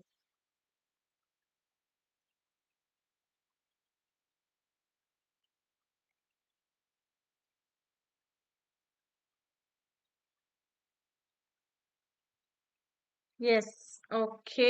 ಯಾವಾಗ ಕೊಲೆ ಆಗ್ತಾನೆ ಅನ್ನೋ ಒಂದು ಪ್ರಶ್ನೆಗೆ ಬಂದು ನಿಮ್ಮೆಲ್ಲರ ಉತ್ತರ ಇಲ್ಲಿ ಆಕ್ಚುಲಿ ಏನಾಗಿದೆ ಅಂದ್ರೆ ಆಪ್ಷನ್ಸ್ ಅಲ್ಲಿ ಉತ್ತರ ಇಲ್ಲ. ಆಪ್ಷನ್ ಅಲ್ಲಿ ಉತ್ತರ ಇಲ್ಲ. ಆಪ್ಷನ್ ನಂಬರ್ ಎ ಅಂತ ನೀವು ಹೇಳ್ತಾ ಇದ್ದೀರಿ. 1914ರಿಂದ 18ವರೆಗೂ ಕೂಡ ವಿಶ್ವ ಮೊದಲ ಮಹಾಯುದ್ಧ ಆಗತ್ತೆ. 29th ಜುಲೈ ಅಂತ ಹೇಳ್ತೀರಿ. ಬಟ್ ಕೆಲವೊಂದ್ಸಲ ನಾವು ಇದ್ರಲ್ಲಿ ಸರ್ಚ್ ಮಾಡಿದಾಗ ಏನಾಗುತ್ತೆ, 28 ಜೂನ್ ಅಂತ ಹೇಳಿ ಕೊಟ್ಬಿಟ್ಟಿದ್ದಾರೆ. 28 ಜೂನ್ 1949 ನಲ್ಲಿ ಬೊಜಾನಿಯನ್ ಸರ್. ಸೊ ಅಲ್ಲಿ ಏನಾಗ್ತದೆ ಅಂತಂದ್ರೆ ಒಂದು ಕೊಲೆ ಆಗತ್ತೆ ಆರ್ಚ್ ಡ್ಯೂಕ್ ಫರ್ಡಿನಂಡ್ ಅಂತ ಹೇಳಿದ್ದಾರೆ. ಬಟ್ ಇಲ್ಲಿ ಆಪ್ಷನ್ ನಂಬರ್ 1 ಅಂತಲೇ ನಮ್ಗೆ ಇದ್ರಲ್ಲಿ ಕೀ ಆನ್ಸರ್ ಅಲ್ಲಿ ಕೊಟ್ಟಿರೋದ್ರಿಂದ ಸೊ ನಾವು ಕೂಡ 1 ಅಂತಾನೆ ಚೂಸ್ ಮಾಡ್ಬೇಕು. 28 ಜುಲೈ 1914ರಲ್ಲಿ ಅವನ ಕೊಲೆ ಆಗತ್ತೆ. ಆಕ್ಚುಲಿ ಬೇರೆ ಸೋರ್ಸ್ ಗಳ ಪ್ರಕಾರ ನೋಡೋದಾದ್ರೆ 28 ಜೂನ್ 1914 ಅಂತ ಕೊಟ್ಟಿದ್ದಾರೆ. ಓಕೆ. ಅದೇ ನಮ್ಮ ಒಂದು ಕರ್ನಾಟಕ ಟೆಕ್ಸ್ಟ್ ಬುಕ್ಸ್ ಗಳ ಅನ್ವಯ ನಾವು ಇದನ್ನ ಸರಿ ಅಂತ ಹೇಳ್ತೀವಿ ಅಷ್ಟೇ. ಕರ್ನಾಟಕ ಒಂದು ಪಬ್ಲಿಕೇಶನ್ ಬುಕ್ಸ್ ಗಳೇನಿದೆ ಅದ್ರ ಪ್ರಕಾರ 28 ಜುಲೈ ಸರಿ ಇದೆ ಅಂತ ಹೇಳ್ತೀವಿ. ಓಕೆ, ಅದಕ್ಕೋಸ್ಕರನೇ ನಾನು ಮತ್ತದು ಜೂನ್ ಅಂತ ಹೇಳಿಲ್ಲ. ಮತ್ತೆ ಯಾಕೆ ಪ್ರಾಬ್ಲಮ್, ನಿಮ್ಗೆ ಯಾಕೆ ಪ್ರಾಬ್ಲಮ್ ಕ್ರಿಯೇಟ್ ಮಾಡೋಣ ಅಂತ. ಈತನ ಕೊಲೆಯಿಂದಲೇ ಪ್ರಪ್ರಥಮ ಬಾರಿಗೆ ಒಂದು ತತ್ಕ್ಷಣದ ಯುದ್ಧಕ್ಕೆ ಕಾರಣ ಆಗತ್ತೆ. ಮೊದಲನೇ ವಿಶ್ವ ಯುದ್ಧ ಶುರುವಾಗುತ್ತೆ 1914ರಲ್ಲಿ. ಕಾಳಿದಾಸನ ಶಾಕುಂತಲ ನಾಟಕವನ್ನ ಇಂಗ್ಲಿಷ್ಗೆ ಭಾಷಾಂತರ ಮಾಡಿದವ್ರು ಯಾರು? ಟಿಇಟಿ ಅಪ್ಲಿಕೇಶನ್ ಬಗ್ಗೆ ಇನ್ನು ಮಾಹಿತಿ ಬಂದಿಲ್ಲಮ್ಮ. ಬಂತು ಅಂದ್ರೆ ಫಸ್ಟ್ ನಾನು ನಿಮ್ ಜೊತೆಗೆ ಶೇರ್ ಮಾಡ್ಕೊಳ್ತೀನಿ, ನೋಡೋಣ. Max Muller, William Jones, father cortex, ಹಾಗೆ ಹೆನ್ರಿಚ್ ರಾತ್ ಅಂತ ಇದೆ. ಕಾಳಿದಾಸ ಗೊತ್ತಲ್ವಾ? ಎಷ್ಟು ಪ್ರಸಿದ್ಧ ನಾಟಕಕಾರ ಹೌದು, ಕಾದಂಬರಿಕಾರನು ಕೂಡ ಹೌದು. ಈತ ಏನ್ ಮಾಡ್ತಾನೆ, ಶಾಕುಂತಲ ಎಂಬ ನಾಟಕವನ್ನ ಬರೀತಾನೆ. ಈ ನಾಟಕವನ್ನ ಇಂಗ್ಲಿಷ್ಗೆ ಭಾಷಾಂತರ ಮಾಡಿದವ್ರು ಯಾರು ಅನ್ನೋ ಒಂದು ಪ್ರಶ್ನೆ ಇದೆ. ಸೊ ಅದಕ್ಕೆ ನಿಮ್ಮೆಲ್ಲರ ಉತ್ತರ ಬಂದ್ಬಿಟ್ಟು ಏನ್ ಬರುತ್ತೆ? ಬಿ ಅಲ್ವಾ? ಎಲ್ಲ ಮ್ಯಾಕ್ಸ್ ಮುಲ್ಲರ್ ಅಂತ ಹೇಳ್ತೀರೇನೋ ಅನ್ಕೊಂಡಿದ್ದೆ, ಬಟ್ ಮ್ಯಾಕ್ಸ್ ಮುಲ್ಲರ್ ಅಲ್ಲ, ಬಿ ವಿಲಿಯಂ ಜೋನ್ಸ್ ಇದಕ್ಕೆ ಸರಿಯಾದಂತಹ ಉತ್ತರ. ಸೊ ವಿಲಿಯಂ ಜೋನ್ಸ್ ಬಗ್ಗೆ ಈಗಾಗ್ಲೇ ನಾವು ಬಹಳಷ್ಟು ಮಾಹಿತಿಯನ್ನ ತಿಳ್ಕೊಂಡಿದೀವಿ. ಯಾಕೆ ಅಂತಂದ್ರೆ ಈತ ಒಬ್ಬ ಆಂಗ್ಲ ವಿದ್ವಾಂಸನಾಗಿರ್ತಾನೆ. ಏಷ್ಯಾಟಿಕ್ ಸೊಸೈಟಿ ಆಫ್ ಬೆಂಗಾಲ್ ಎಂಬ ಒಂದು ಮಹಾ ಅಧ್ಯಯನ ಸಂಸ್ಥೆಯನ್ನ ಕೂಡ ಕಲ್ಕತ್ತಾದಲ್ಲಿ ಸ್ಥಾಪನೆ ಮಾಡಿದಂತಹ ಕೀರ್ತಿ ಯಾರಿಗೆ ಸಲ್ಲತ್ತೆ? Sir William ಜೋನ್ಸನಿಗೆ ಸಲ್ಲತ್ತೆ. 1746 ಇಂದ 1794 ವರೆಗೂ ಕೂಡ ಅವನ ಕಾಲ ಅಂತ ಹೇಳಿ ನಾವು ಗುರುತಿಸ್ತೀವಿ. ಇವನು ಶಕುಂತಲಾ ಅಂತಕ್ಕಂಥ ನಾಟಕವನ್ನ ಇಂಗ್ಲಿಷ್ಗೆ ಭಾಷಾಂತರ ಮಾಡ್ತಾನೆ.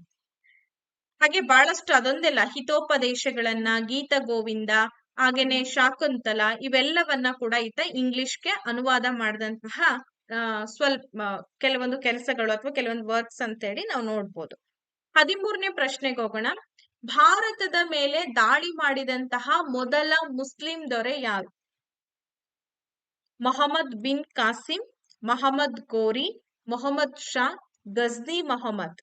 ಹಾಗಾದ್ರೆ ಭಾರತದ ಮೇಲೆ ದಾಳಿ ಮಾಡಿದಂತಹ ಮೊಟ್ಟ ಮೊದಲ ಮುಸ್ಲಿಂ ದೊರೆ ಯಾರು? ಬರ್ಲಿ ಆನ್ಸರು. ಯಾರು?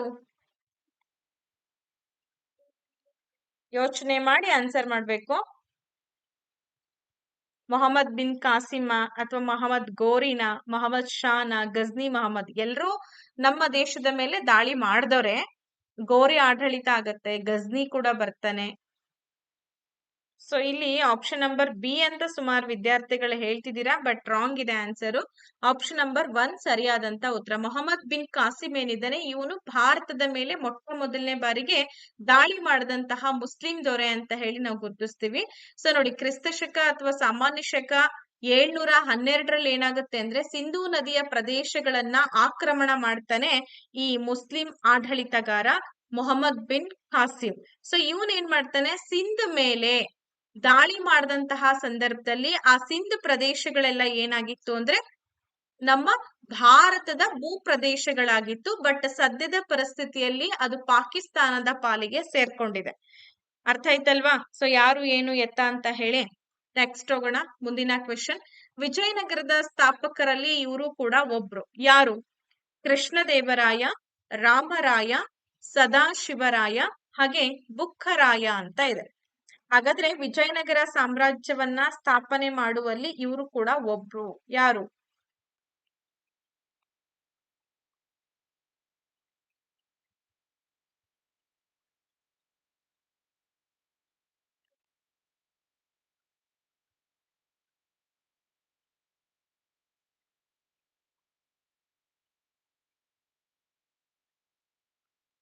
ಓಕೆ, ಬಹಳ ಸಿಂಪಲ್ ಆಗಿದೆ ಪ್ರಶ್ನೆ, ಈಸಿಯಾಗಿ ಕೂಡ ನೀವು ಆನ್ಸರ್ ಅನ್ನ ಮಾಡ್ಬೋದು. ಕೃಷ್ಣದೇವರಾಯ ಈ ಒಂದು ವಿಜಯನಗರ ಸಾಮ್ರಾಜ್ಯದ ಅತ್ಯಂತ ಪ್ರಸಿದ್ಧ ದೊರೆ ಅಂತ ಹೇಳಿ ಕರಿತೀವಿ. ಸೊ ಇಲ್ಲಿ ಬುಕ್ಕರಾಯ ಸರಿಯಾದಂತ ಉತ್ತರ. ಹಕ್ಕ ಬುಕ್ಕ ಅಂತ ಹೇಳ್ತೀವಿ, ಅಥವಾ ಅವರನ್ನ ಹರಿಹರ ಮತ್ತು ಬುಕ್ಕರಾಯ ಶ್ರೀ ವಿದ್ಯಾರಣ್ಯರ ಒಂದು ನೇತೃತ್ವದಲ್ಲಿ ಅವರ ಒಂದು ಬೋಧನೆಯಲ್ಲಿ ಏನ್ ಮಾಡ್ತಾರೆ, ವಿಜಯನಗರ ಸಾಮ್ರಾಜ್ಯವನ್ನ ಸಂಸ್ಥಾಪನೆ ಮಾಡ್ತಾರೆ. ಸೊ ಹಾಗಾಗಿ ಬುಕ್ಕರಾಯ ಸರಿಯಾದಂತಹ ಉತ್ತರ. ಕೃಷ್ಣದೇವರಾಯ, ರಾಮರಾಯ, ಸದಾಶಿವರಾಯ ಇವರೆಲ್ಲರೂ ಕೂಡ ವಿಜಯನಗರವನ್ನ ಆಳ್ವಿಕೆ ಮಾಡಿದಂತಹ ದೊರೆಗಳೇ. ನೆಕ್ಸ್ಟ್ ಹೋಗೋಣ ಮುಂದಿನ ಒಂದು ಪಾಯಿಂಟ್ ಕಡೆ. ಸೊ ಮುಂದಿನ ಅಂಶ ಬಂದ್ಬಿಟ್ಟು ನೋಡಿ, ಇದನ್ನ ಟಿಟಿಯಲ್ಲೂ ಕೂಡ 2 ಸಲ ಪ್ರಶ್ನೆ ಕೇಳಿದ್ದಾರೆ. ಬಾಲಾಜಿ ವಿಶ್ವನಾಥನನ್ನ ಪೇಶ್ವೆಯಾಗಿ ನೇಮಕ ಮಾಡಿದವ್ರು ಯಾರು?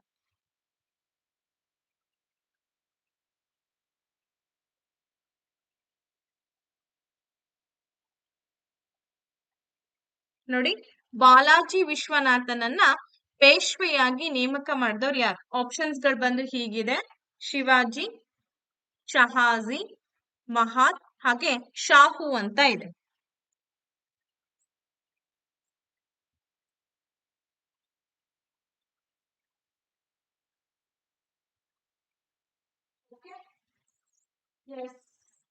Which one is the right answer? ಹಾಗಿದ್ರೆ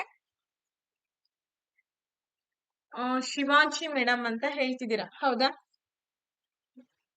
ಶಿವಾಜಿ ಸರಿಯಾದಂತಹ ಉತ್ತರ. ಯೋಚನೆ ಮಾಡ್ಲಿಲ್ಲ ಅನ್ಕೊಳ್ತೀನಿ ಬಹಳಷ್ಟು ಜನ. ಇದಕ್ಕೆ ಸರಿಯಾದಂತಹ ಉತ್ತರ ಬಂದ್ಬಿಟ್ಟು ಶಾಹು.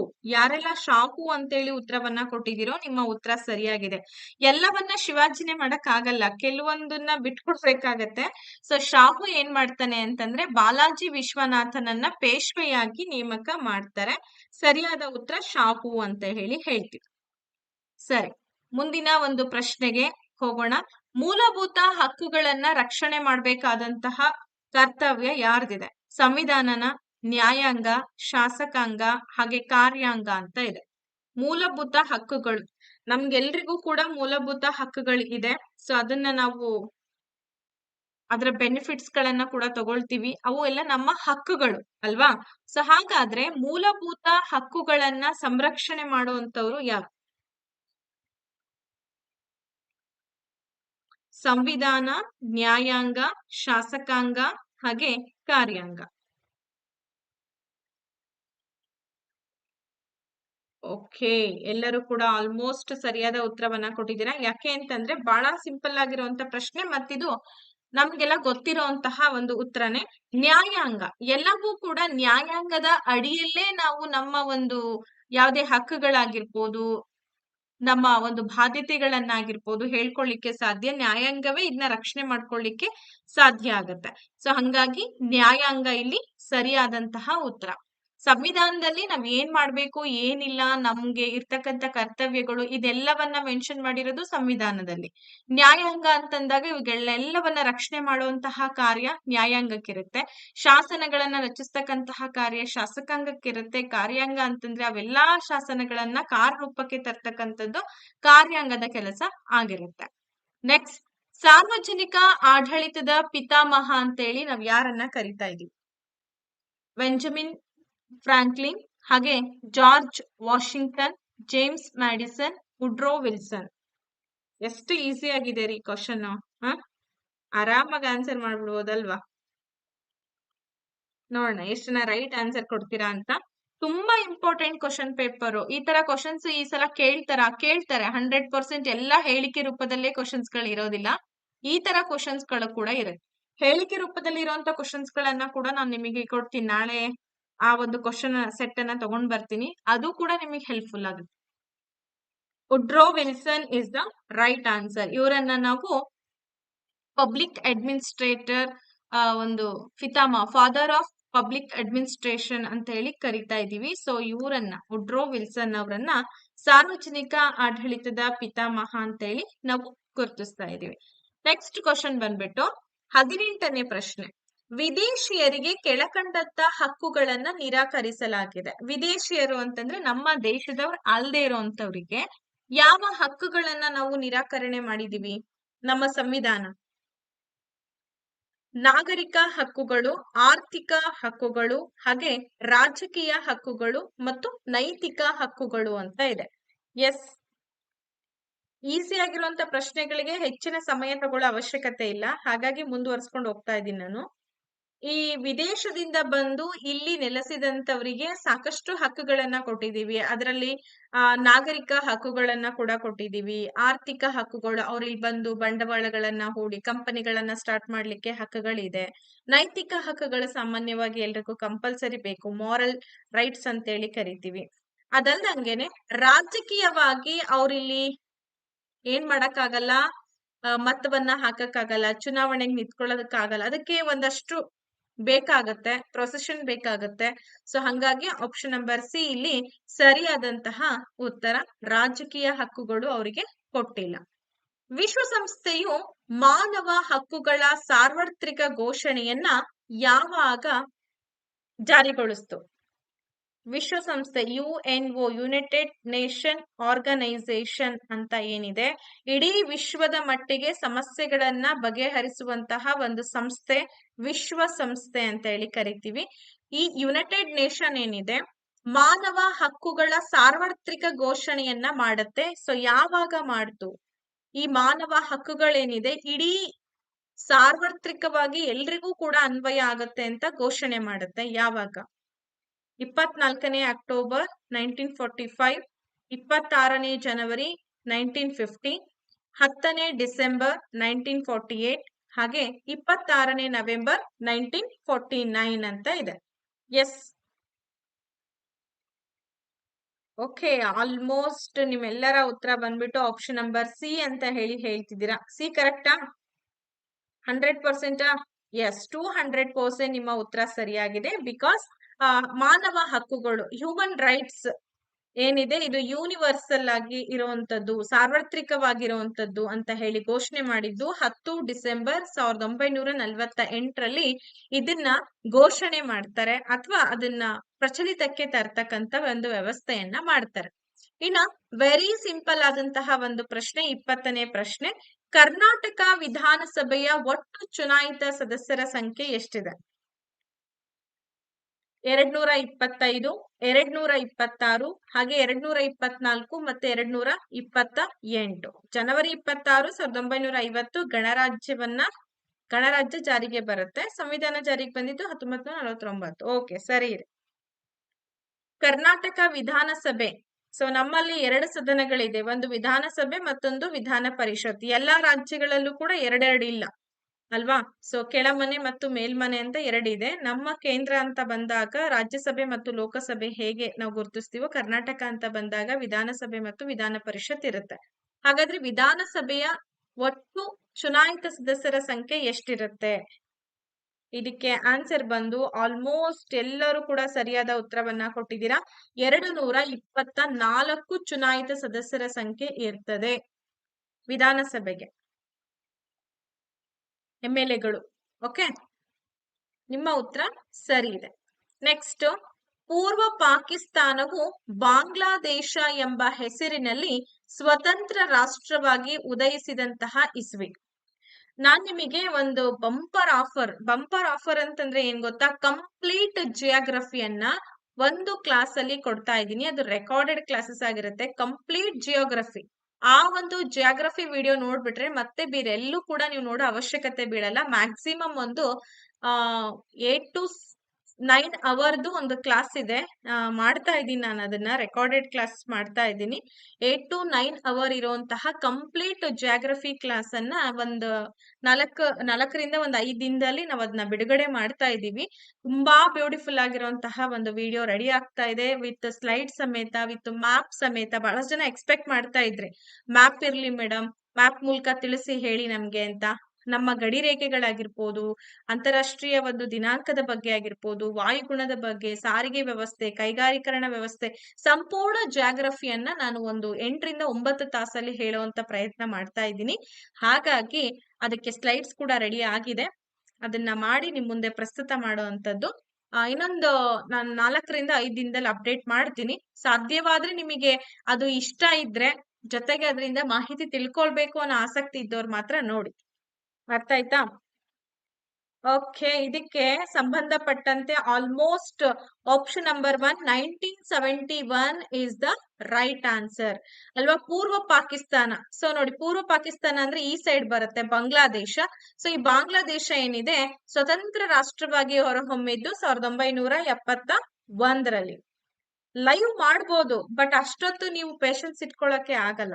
ಇನ್ನು 4ರಿಂದ 5 ದಿನದಲ್ಲಿ ರೆಡಿ ಆಗತ್ತೆ.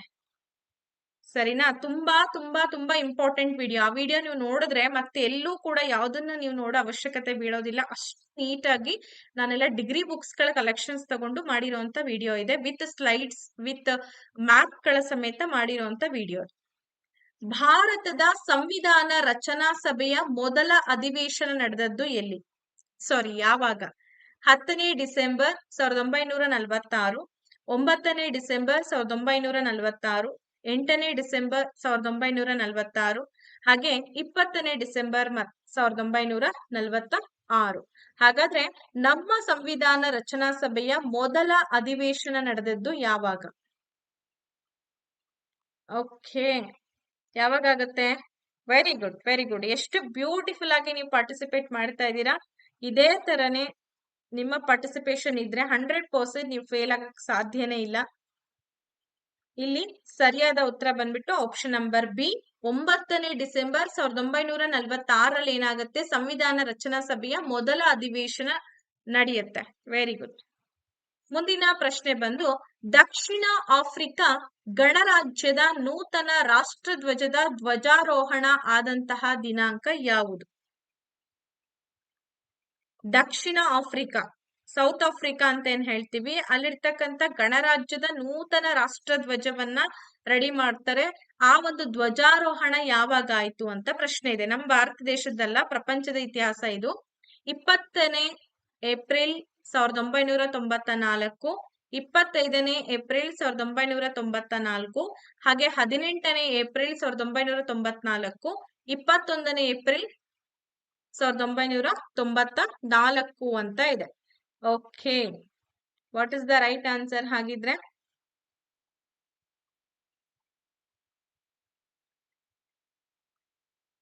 ನೋಡಿ, ಯೋಚನೆ ಮಾಡಿ ಇದಕ್ಕೆ ಆನ್ಸರ್ ಕೊಡಿ.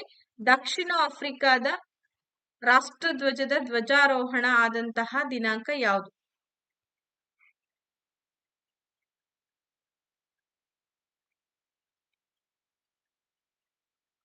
ಗೆಸ್ ಮಾಡಿ ಹೇಳ್ಬೇಡಿ.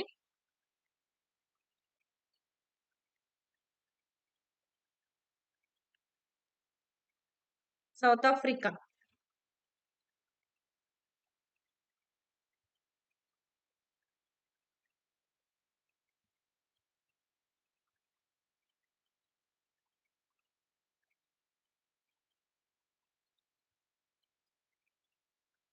ಓಕೆ, ಆಲ್ಮೋಸ್ಟ್ ಎಲ್ಲರೂ ಕೂಡ ನ್ಯೂ ಸೌತ್ ಆಫ್ರಿಕಾ ಅಂತಾನೆ ಕರಿತೀವಿ. ಫಸ್ಟ್ ಯೂಸ್ಡ್ ಯಾವಾಗ ಮಾಡ್ತಾರೆ ಅಂತಂದ್ರೆ 1994 ಏಪ್ರಿಲ್ 27. ಬಟ್ ಇಲ್ಲಿ ಯಾವುದು ಕೂಡ ಅವ್ರು ಏನ್ ಮಾಡಿಲ್ಲ, ಉತ್ತರ ಕೊಟ್ಟಿಲ್ಲ.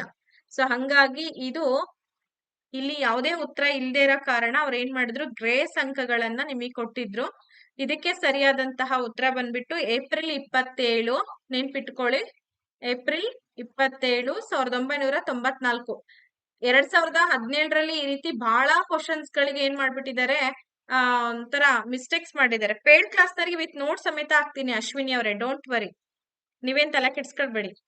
ನಮಗೇನ್ ಸಿಗುತ್ತೆ ಮೇಡಮ್ ಅಂದ್ರೆ ನಿಮ್ಗೆ ಎಲ್ಲಾ ಸಿಗುತ್ತಮ್ಮ. ನಾನು ಏನ್ ಕ್ಲಾಸ್ ಮಾಡ್ತೀನಿ ಅದ್ರ ನೋಟ್ಸ್ಗಳು ಕೂಡ ನಿಮ್ಗೆ ಅವೈಲಬಿಲಿಟಿ ಇರುತ್ತೆ, ಡೋಂಟ್ ವರಿ. 27 ಏಪ್ರಿಲ್ 1994ರಲ್ಲಿ ಇದನ್ನ ಡಿಸೈನ್ಡ್ ಬೈ ಫ್ರೂಡ್ ಬ್ರೌನ್ ನೆಲ್ ಅಂತಕ್ಕಂಥವ್ರು ಏನ್ ಮಾಡ್ತಾರೆ ಅಂತಂದ್ರೆ ಇದನ್ನ ಡಿಸೈನ್ ಮಾಡ್ತಾರೆ. ಸೊ ಅದನ್ನ ಫಸ್ಟ್ ಯೂಸ್ ಮಾಡಿದ್ದು ಕೂಡ ಅವತ್ತೇನೆ. ಓಕೆ, 1994ರಲ್ಲಿ ಎಲೆಕ್ಷನ್ಸ್ ಆಗತ್ತೆ. ಆ ಸಂದರ್ಭದಲ್ಲಿ ಅದನ್ನ ಏನ್ ಮಾಡ್ತಾರೆ ಅಂತಂದ್ರೆ ಹೊರಗಡೆ ಇದನ್ ಮಾಡುವಂಥದ್ದು, ಫ್ಲಾಗ್ ಹಾಸ್ಟಿಂಗ್ ಮಾಡುವಂಥದ್ದು. ಭಾರತ ದೇಶದಲ್ಲಿ ಕಾನೂನು ರಚನೆ ಮಾಡುವಂತಹ ಅಂತಿಮ ಅಧಿಕಾರ ಹೊಂದಿರುವಂತಹ ಅಂಗ ಯಾವುದು ಅಂತ ಕೇಳಿದ್ದಾರೆ. ಶಾಸಕಾಂಗ, ಇನ್ನ ಕಾರ್ಯಾಂಗ, ನ್ಯಾಯಾಂಗ, ಮೇಲಿನ ಯಾವುದೂ ಕೂಡ ಅಲ್ಲ ಅಂತ ಇದೆ. ಎಸ್, ಭಾರತ ದೇಶದಲ್ಲಿ ಕಾನೂನು ರಚನೆ ಮಾಡುವಂತಹ ಅಂತಿಮ ಅಧಿಕಾರ ಹೊಂದಿರುವಂತಹ ಅಂಗ ಯಾವುದು? ವೆರಿ ವೆರಿ ವೆರಿ ಸಿಂಪಲ್ ಆದಂತ ಕ್ವಶನ್, ಮತ್ತೆ ವೆರಿ ಬ್ರೈಟ್ ಕ್ವಶನ್ ಅಂತಾನೆ ಹೇಳ್ಬೋದು. ವಿಡಿಯೋ ಇಷ್ಟ ಆಗ್ತಾ ಇದ್ರೆ ಲೈಕ್ ಮಾಡಿ. ಲೈಕ್ ಮಾಡೋದಕ್ಕೆ ದುಡ್ಡು ಕೊಡಬೇಕಾಗಿಲ್ಲ, ಸಬ್ಸ್ಕ್ರೈಬ್ ಮಾಡ್ಕೊಳ್ಳಿ. ಬಹಳಷ್ಟು ಜನ ಸಬ್ಸ್ಕ್ರೈಬ್ ಮಾಡ್ಲಾರ್ದಂಗೆ ವಿಡಿಯೋ ನೋಡ್ತೀರಾ, ಇದರಿಂದ ನಿಮಗೆ ಲಾಸ್ ಜಾಸ್ತಿ ಆಗತ್ತೆ. ಬಹಳಷ್ಟು ವಿಡಿಯೋಸ್ಗಳನ್ನ ಅಪ್ಡೇಟ್ ಮಾಡ್ತಾ ಇರ್ತೀವಿ, ಅದ್ರ ಇಂಟಿಮೇಶನ್ ಕೂಡ ನಿಮಗೆ ಬಂದಿರಲ್ಲ. ಎಸ್, ಶಾಸಕಾಂಗ, ಇನ್ನ ಕೆಲವೊಬ್ರು ಕಾರ್ಯಾಂಗ ಅಂತ ಹೇಳ್ತೀರಾ. ಪ್ರಶ್ನೆ ಏನಿದೆ, ಕಾನೂನು ರಚನೆ ಮಾಡುವಂತಹ ಅಂತಿಮ ಅಧಿಕಾರ ಹೊಂದಿರುವಂತದ್ದು ಶಾಸಕಾಂಗ. ಶಾಸನಗಳನ್ನ ರಚನೆ ಮಾಡುತ್ತೆ ಅಲ್ವಾ? ಸೊ ಹಂಗಾಗಿ ಶಾಸಕಾಂಗ ಸರಿಯಾದಂತಹ ಉತ್ತರ. Very good. ಡ್ಯಾಶ್ ದೇಶದಲ್ಲಿ ಮುಸ್ಲಿಮೇತರರಿಗೆ ದೇವಾಲಯಗಳನ್ನ ಕಟ್ಟಲಿಕ್ಕೆ ಅವಕಾಶವಿಲ್ಲ. ಎಲ್ಲಿ? Saudi Arabia, Iraq, Syria, Libya. So ಇವೆಲ್ಲವೂ ಕೂಡ ನಮ್ಮ ಒಂದು ಏಷ್ಯಾ ಖಂಡದಲ್ಲಿ ಬರ್ತಕ್ಕಂತಹ ರಾಷ್ಟ್ರಗಳೇ. ಆದ್ರೆ ಅಲ್ಲೇನಪ್ಪಾ ಅಂದ್ರೆ ಮುಸ್ಲಿಮೇತರರಿಗೆ ಏನ್ ಮಾಡೋ ಹಕ್ಕಿಲ್ಲ ಅಥವಾ ಏನ್ ಮಾಡೋ ಅವಕಾಶ ಇಲ್ಲ ಅಂತಂದ್ರೆ ಈ ದೇವಾಲಯಗಳನ್ನ ಕಟ್ಲಿಕ್ಕೆ ಅವಕಾಶ ಇಲ್ಲ. ಕಮಾನ್, ಕ್ವಿಕ್ ಆಗಿ ಬರ್ಲಿ ಆನ್ಸರ್ಸು, ಫಟಾಫಟ್ ಆನ್ಸರ್ಸ್ ಬರ್ಲಿ, ಯಾಕಂದ್ರೆ 50 ಪ್ರಶ್ನೆಗಳಿದೆ. ಓಕೆ, ನಿಮ್ಮೆಲ್ಲರ ಉತ್ತರ ಸೌದಿ ಅರೇಬಿಯಾ ಸರಿಯಾದಂತಹ ಉತ್ತರ. ಸೌದಿ ಅರೇಬಿಯಾದಲ್ಲಿ ಮುಸ್ಲಿಮೇತರರಿಗೆ ದೇವಾಲಯಗಳನ್ನ ಕಟ್ಲಿಕ್ಕೆ ಅವಕಾಶ ಇಲ್ಲ.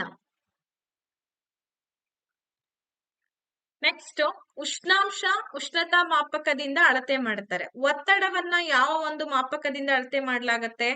ಆರ್ದ್ರತಾ ಮಾಪಕ, ಹಾಗೆ ಪವನ ವೇಗ ಮಾಪಕ, ಪವನ ದಿಕ್ಸೂಚಿ ಮತ್ತು ವಾಯುಭಾರ ಮಾಪಕ ಅಂತ ಇದೆ. ಎಸ್, ಉಷ್ಣಾಂಶವನ್ನ ಉಷ್ಣತಾ ಮಾಪಕದಿಂದ ಅಳತೆ ಮಾಡಿದ್ರೆ ಒತ್ತಡವನ್ನ ಯಾವ ಮಾಪಕದಿಂದ ಅಳತೆ ಮಾಡ್ತಾರೆ?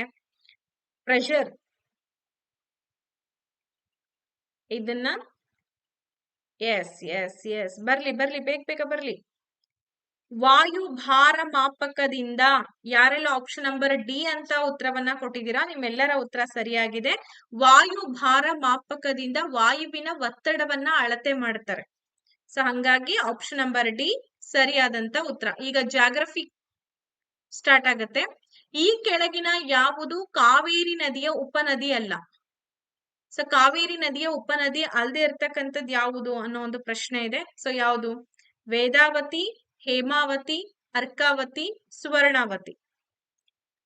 ಕಾವೇರಿ ನದಿ ನಮ್ಮ ಕರ್ನಾಟಕದ ಜೀವ ನದಿ ಅಂತ ಹೇಳ್ತೀವಿ.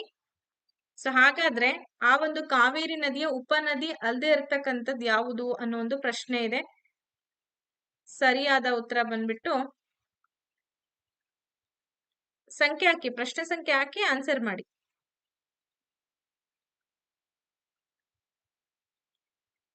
ಗೆಸ್ ಮಾಡಿ ಹೇಳ್ತಾ ಇದ್ದೀರಾ, ಬಹಳ ಜನ ಗೆಸ್ ಮಾಡ್ತಾ ಇದ್ದೀರಾ. ಕೆಲವೊಬ್ರು ಮಾತ್ರ ಸರಿ ಉತ್ತರವನ್ನ ಕೊಡೋ ಪ್ರಯತ್ನ ಮಾಡ್ತಿದ್ದೀರಾ, ಇರ್ಲಿ ಪರವಾಗಿಲ್ಲ. ವೇದಾವತಿ ಏನಿದೆ ಇದು ಕಾವೇರಿ ನದಿಯ ಉಪನದಿ ಅಲ್ಲ. ಹೇಮಾವತಿ, ಅರ್ಕಾವತಿ, ಸುವರ್ಣವತಿ 3 ಏನಿದೆ ಕಾವೇರಿ ನದಿಯ ಉಪನದಿಗಳು. ಹಾಗಾದ್ರೆ ವೇದಾವತಿ ಯಾವ ನದಿಯ ಉಪನದಿ? ಯಾವ ನದಿಯ ಉಪನದಿ? ನಾಳೆ ಈ ಪ್ರಶ್ನೆ ಬರ್ಬೋದಲ್ಲ. ಸೊ ಕಮೆಂಟ್ ಅಲ್ಲಿ ಹೇಳಿ, ಸರಿನೋ ತಪ್ಪಾ ಅಂತ ಹೇಳ್ತೀನಿ ನಾನು. ನೆಕ್ಸ್ಟ್, ಸರಿಯಾದ ಜೋಡಣೆಯನ್ನ ಅಥವಾ ಜೋಡಿಯನ್ನ ಆರಿಸಿ ಅಂತೇಳಿ ಕೊಟ್ಟಿದ್ದಾರೆ. ಇವೆಲ್ಲ ಬಂದರುಗಳು ಕಂಡು ಬರ್ತಕ್ಕಂತಹ ಪ್ರದೇಶಗಳು ಅಥವಾ ರಾಜ್ಯಗಳನ್ನ ನೀವೀಗ ಗುರುತಿಸ್ಬೇಕಾಗತ್ತೆ. ಕಾಂಡ್ಲಾ ತಮಿಳುನಾಡು, ಹಾಲ್ದಿಯಾ ಗುಜರಾತ್, ಟ್ಯುಟಿಕೋರಿಯನ್ ಒಡಿಸ್ಸಾ, ಪಾರಾದೀಪ್ ಪಶ್ಚಿಮ ಬಂಗಾಳ ಅಂತ ಇದೆ ಅಲ್ವಾ? ಎಸ್. ಹಾಗಾದ್ರೆ ಇಲ್ಲಿ ಯಾವ ಒಂದು ರಾಜ್ಯದಲ್ಲಿ ಕಂಡ್ಬರ್ತಕ್ಕಂತಹ ಬಂದರು ಅನ್ನೋದನ್ನ ನಾವೀಗ ಗುರುತಿಸ್ಬೇಕಾಗತ್ತೆ. ಅದಕ್ಕೆ ಸಂಬಂಧಪಟ್ಟಂಗೆ ಏನ್ ಮಾಡಿದ್ದಾರೆ, ಇಲ್ಲಿ ಸಂಕೇತಗಳನ್ನ ಕೂಡ ಕೊಟ್ಟಿದ್ದಾರೆ. ಕಾಂಡ್ಲಾ ಎಲ್ಲಿ ಕಂಡು ಬರುತ್ತೆ, ಹಾಲ್ದಿಯಾ ಎಲ್ಲಿದೆ, 1, 2ರಿಂದ 3 ಗೊತ್ತಾಯ್ತು ಅಂದ್ರೆ ಈಸಿಲಿ ನೀವು ಫೈಂಡ್ ಔಟ್ ಮಾಡ್ಬೋದು.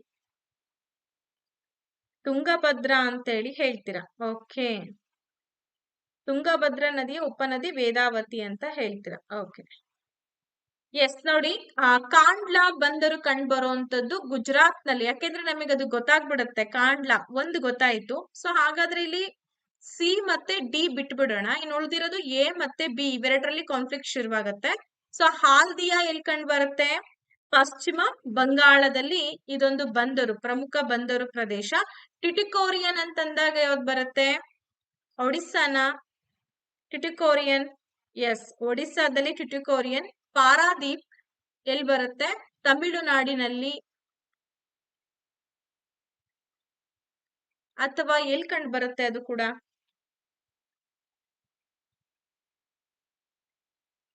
ಓಕೆ, ಆಲ್ಮೋಸ್ಟ್ ಎಲ್ಲರೂ ಕೂಡ ಏನ್ ಉತ್ತರ ಕೊಡ್ತಿದ್ದೀರಾ? ಆಪ್ಷನ್ ನಂಬರ್ 1 ಪಕ್ಕಾ ಮೇಡಮ್ ಅಂತ. ಸರಿ ಇದೆ. 1ಗೆ ಬಿ, 2ಗೆ ಡಿ, 3ಗೆ ಎ, 4ಗೆ ಸಿ, 4ಗೆ ಸಿ ಬರುತ್ತೆ, ಒಡಿಸ್ಸಾ ಬರುತ್ತೆ. ಇನ್ನ 1ಗೆ ಬಿ ಬರುತ್ತೆ, ಗುಜರಾತ್ ಬರುತ್ತೆ. ಹಾಲ್ದಿಯಾ ಯಾವುದು, ಡಿ ಬರುತ್ತೆ, ಪಶ್ಚಿಮ ಬಂಗಾಳ. ಹಾಗೆ ಟ್ಯುಟಿಕೋರಿಯನ್ ತಮಿಳ್ನಾಡು ಬರುತ್ತೆ, ಪಾರಾದೀಪ್ ಒಡಿಸ್ಸಾ ಬರುತ್ತೆ. ಗೊತ್ತಾಯ್ತಾ? ಸೊ ಹಂಗಾಗಿ ಇಲ್ಲಿ ಆಪ್ಷನ್ ನಂಬರ್ 1 ಸರಿಯಾದಂತಹ ಉತ್ತರ. ತಮಿಳ್ನಾಡಿನಲ್ಲಿ ಟ್ಯುಟಿಕೋರಿಯನ್ ಬರುತ್ತೆ. ಹೌದು. ನೆಕ್ಸ್ಟ್, ದಾಂಡೇಲಿ ಎಲ್ಲರಿಗೂ ಕೂಡ ಚಿರಪರಿಚಿತ. ಅದರಲ್ಲೂ ಕೂಡ ಬೆಳಗಾವಿಯಲ್ಲಿ ಯಾರಿದ್ದೀರಾ, ಸ್ವಲ್ಪ ಹುಬ್ಬಳ್ಳಿ, ಬೆಳಗಾವಿ, ಹಾವೇರಿಗೆ ಬಹಳ ಹತ್ರವಾಗಿರ್ತಕ್ಕಂತ ಒಂದು ಪ್ರದೇಶ ದಾಂಡೇಲಿ. ಸೊ ದಾಂಡೇಲಿ ವನ್ಯಜೀವಿ ಧಾಮ ಡ್ಯಾಶ್ ಜಿಲ್ಲೆಯಲ್ಲಿ ಕಂಡುಬರುತ್ತೆ. ದಕ್ಷಿಣ ಕನ್ನಡ, ಉತ್ತರ ಕನ್ನಡ, ಉಡುಪಿ, ಬೆಳಗಾವಿ. ಬಹಳಷ್ಟು ಜನ ಅಲ್ಲಿ ಕಾಳಿ ನದಿಯ ಎಕ್ಸ್ಪ್ಲೋರ್ ಮಾಡಕ್ ಹೋಗ್ತಾರೆ. ದಾಂಡೇಲಿಯಲ್ಲಿ ಆ ನದಿಯ ಒಂದು ಎಕ್ಸ್ಪೀರಿಯನ್ಸ್ ಅನ್ನ ತಗೊಳ್ಳೋದಕ್ ಹೋಗ್ತಾರೆ. ಹಾಗಾದ್ರೆ ಈ ದಾಂಡೇಲಿ ವನ್ಯಜೀವಿ ಧಾಮ ಯಾವ ಜಿಲ್ಲೆಯಲ್ಲಿ ಕಂಡು ಬರುತ್ತೆ? ಬಹಳ ಈಸಿ. 2017ರಲ್ಲಿ ಎಷ್ಟು ಈಸಿಯೆಸ್ಟ್ ಆಗಿರುವಂತ ಪ್ರಶ್ನೆ ಕೇಳಿದ್ದಾರೆ. ವರೆವಾ, ಆಲ್ಮೋಸ್ಟ್ ನಿಮ್ಮೆಲ್ಲರ ಉತ್ತರ ಬಂದ್ಬಿಟ್ಟು ಆಪ್ಷನ್ ನಂಬರ್ ಬಿ. ಹೌದು, ಉತ್ತರ ಕನ್ನಡ ಜಿಲ್ಲೆಯಲ್ಲಿ ದಾಂಡೇಲಿ ಪ್ರದೇಶ ಬರುವಂತದ್ದು. ಅಲ್ಲಿ ವನ್ಯಜೀವಿ ಧಾಮವನ್ನ ನಾವಲ್ಲಿ ಕಾಣ್ಬೋದು. Yes, very good. ಬೆಳಗಾವಿಗೆ ತುಂಬಾ ಹತ್ರ ಅಲ್ವಾ? ಯಾವ ರಾಜ್ಯವು ಅತಿ ಕಡಿಮೆ ಲಿಂಗಾನುಪಾತವನ್ನ ಹೊಂದಿದೆ? ಲಿಂಗಾನುಪಾತ ಅಂದ್ರೆ ನಿಮಗೆಲ್ಲ ಗೊತ್ತೇ ಇದೆ. ಪ್ರತಿ 1000 ಪುರುಷರಿಗೆ ಎಷ್ಟು ಜನ ಹೆಣ್ಮಕ್ಳಿದ್ದಾರೆ ಅನ್ನೋದನ್ನ ನಾವು ಗುರುತಿಸ್ತೀವಲ್ಲ, ಅದನ್ನ ಲಿಂಗಾನುಪಾತ ಅಂತೇಳಿ ಗುರುತಿಸ್ತೀವಿ. ಸೊ ಹಾಗಾಗಿ ಯಾವ ರಾಜ್ಯವು ಅತ್ಯಂತ ಕಡಿಮೆ ಲಿಂಗಾನುಪಾತವನ್ನ ಹೊಂದಿದೆ? Haryana, Kerala, Punjab, Karnataka.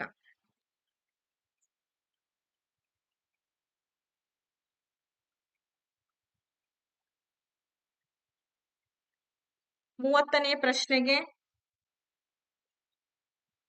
Okay, option number B Kerala ಅಂತಿದ್ದೀರಾ. ಲಿಂಗಾನುಪಾತದ ಬಗ್ಗೆ ನಾನು ಮಾತಾಡ್ತಾ ಇರೋದು. ಕೇರಳ ಹೆಂಗಾಗುತ್ತೆ? ಹರಿಯಾಣ ಸರಿಯಾದಂತ ಉತ್ತರ. ಕೇರಳದಲ್ಲಿ ಲಿಂಗಾನುಪಾತ ಚೆನ್ನಾಗಿದೆ. ಯಾಕೆ ಅಂತಂದ್ರೆ ಅಲ್ಲಿ ಹೆಚ್ಚು ಲೇಡೀಸ್ ಸಂಖ್ಯೆ ಚೆನ್ನಾಗಿದೆ. ಬಟ್ ಹರಿಯಾಣದಲ್ಲಿ ಲಿಂಗಾನುಪಾತ ಅತ್ಯಂತ ಕಡಿಮೆ ಹೊಂದಿರುವಂತಹ ರಾಜ್ಯ ಅಂತ ಹೇಳಿ ನಾವು ಗುರುತಿಸ್ತೀವಿ. ಸೊ ಹಾಗಾಗಿ ಆಪ್ಷನ್ ನಂಬರ್ 1 ಹರಿಯಾಣದಲ್ಲಿ. ಚಹಾ ಬೆಳೆಗೆ ಅತ್ಯಂತ ಸೂಕ್ತವಾದಂತಹ ಮಣ್ಣು ಯಾವುದು? ಕಪ್ಪು ಮಣ್ಣು, ಜಂಬಿಟ್ಟಿಗೆ ಮಣ್ಣು, ಕೆಂಪು ಮಣ್ಣು, ಹಾಗೆ ಇನ್ನೊಂದು ಯಾವುದು ಮೆಕ್ಕಲು ಮಣ್ಣು ಅಂತ ಇದೆ. ಡಿ ಆಪ್ಷನ್ ಬಂದು ಮೆಕ್ಕಲು ಮಣ್ಣು.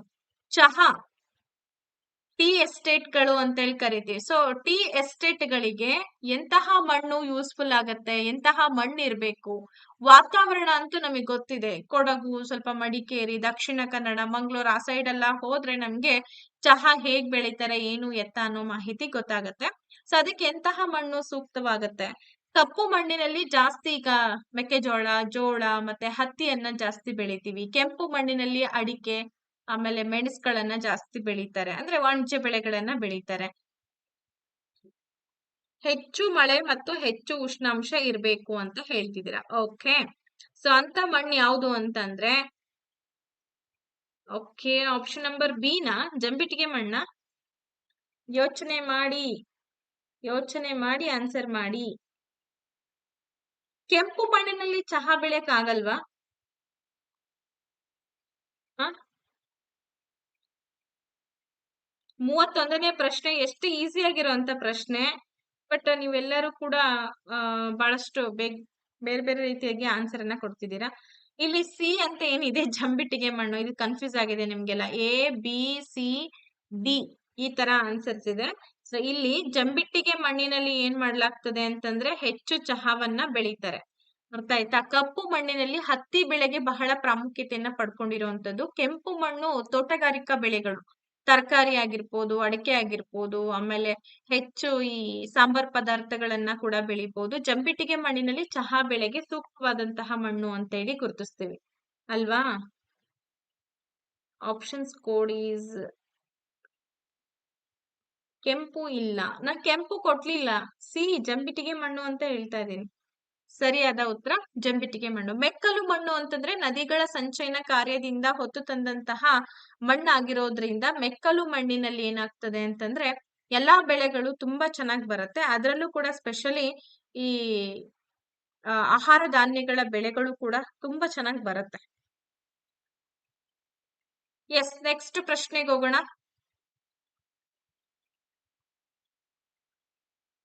ಹೆಚ್ಚು ಉಷ್ಣತೆ ಮತ್ತು ಆರ್ದ್ರತೆ ಪ್ರದೇಶಗಳಲ್ಲಿ ಕಂಡುಬರುವಂತದ್ದು ಮ್ಯಾಂಗ್ರೋವ್ ಅರಣ್ಯಗಳು, ನಿತ್ಯ ಹರಿದ್ವರ್ಣದ ಅರಣ್ಯಗಳು, ಮಾನ್ಸೂನ್ ಅರಣ್ಯಗಳು, ಹಾಗೆ ಆಲ್ಪೈನ್ ಅರಣ್ಯಗಳು ಅಂತ ಇದೆ. ಆಪ್ಷನ್ಸ್ ನೋಡಿಲ್ವಾ? ನೋಡಿದ್ರಲ್ಲ, ಇಲ್ಲಿ ಏನ್ ಡೌಟ್ ಇದೆ ನನಗೆ ಹೇಳ್ಬಿಡಿ ದಯವಿಟ್ಟು. ಇಲ್ಲಿ ನಾನು ಹೇಳ್ದೆ ಚಹಾ ಬೆಳೆಗೆ ಜಂಬಿಟ್ಟಿಗೆ ಮಣ್ಣು ಬರುತ್ತೆ ಅಂತ ಹೇಳ್ದೆ. ಕಪ್ಪು ಮಣ್ಣು, ಕೆಂಪು ಮಣ್ಣು, ಮೆಕ್ಕಲು ಮಣ್ಣು. ಇಲ್ಲಿ C, A, C, B, D ಈ ರೀತಿ ಆಪ್ಷನ್ಸ್ ಕೊಟ್ಟಿರೋದಕ್ಕೆ ನಿಮಗೆ ಸ್ವಲ್ಪ ಕನ್ಫ್ಯೂಸ್ ಆಗಿರ್ಬೋದು. ಅದ್ ನನ್ನ ಕಡೆಯಿಂದ ಮಿಸ್ಟೇಕು. ಓಕೆ, ಹಾಗಾದ್ರೆ ಹೆಚ್ಚು ಉಷ್ಣತೆ ಮತ್ತು ಆರ್ದ್ರತೆ ಪ್ರದೇಶಗಳಲ್ಲಿ ಎಂತಹ ಅರಣ್ಯಗಳನ್ನ ನಾವು ಕಾಣಬಹುದು? ಆಲ್ಮೋಸ್ಟ್ ನಿಮ್ಮೆಲ್ಲರ ಉತ್ತರ ಏನ್ ಬರ್ತಾ ಇದೆ? ಈಗ ಫಾರ್ ಎಕ್ಸಾಂಪಲ್ ನಮ್ಮ ಪಶ್ಚಿಮ ಘಟ್ಟಗಳ ಸಾಲನ್ನ ನಾವು ತೆಗೆದುಕೊಳ್ಳೋಣ. ಸೊ ಪಶ್ಚಿಮ ಘಟ್ಟಗಳ ಸಾಲು ಅಂದ ತಕ್ಷಣ ಏನಾಗಿರುತ್ತೆ? ಆರ್ದ್ರತೆ ಜಾಸ್ತಿ ಇರುತ್ತೆ, ಹ್ಯುಮಿಡಿಟಿ ಜಾಸ್ತಿ ಇರುತ್ತೆ, ಮತ್ತೆ ಉಷ್ಣಾಂಶನೂ ಕೂಡ ಜಾಸ್ತಿ ಇರುತ್ತೆ. ಸೊ ಅಂತಹ ಒಂದು ಪ್ರದೇಶಗಳಲ್ಲಿ ನಿತ್ಯ ಹರಿದ್ವರ್ಣದ ಕಾಡುಗಳನ್ನ ಕಾಣಬಹುದು. ಮೊನ್ನೆ ನಾನು ಸಮಭಾಜಿಕ ವೃತ್ತ ರೇಖೆಯ ಮೇಲೆ ಬರ್ತಕ್ಕಂಥ ಆಫ್ರಿಕಾ ಖಂಡದ ಬಗ್ಗೆ ಟೀಚ್ ಮಾಡ್ತಾ ಇದ್ದೆ.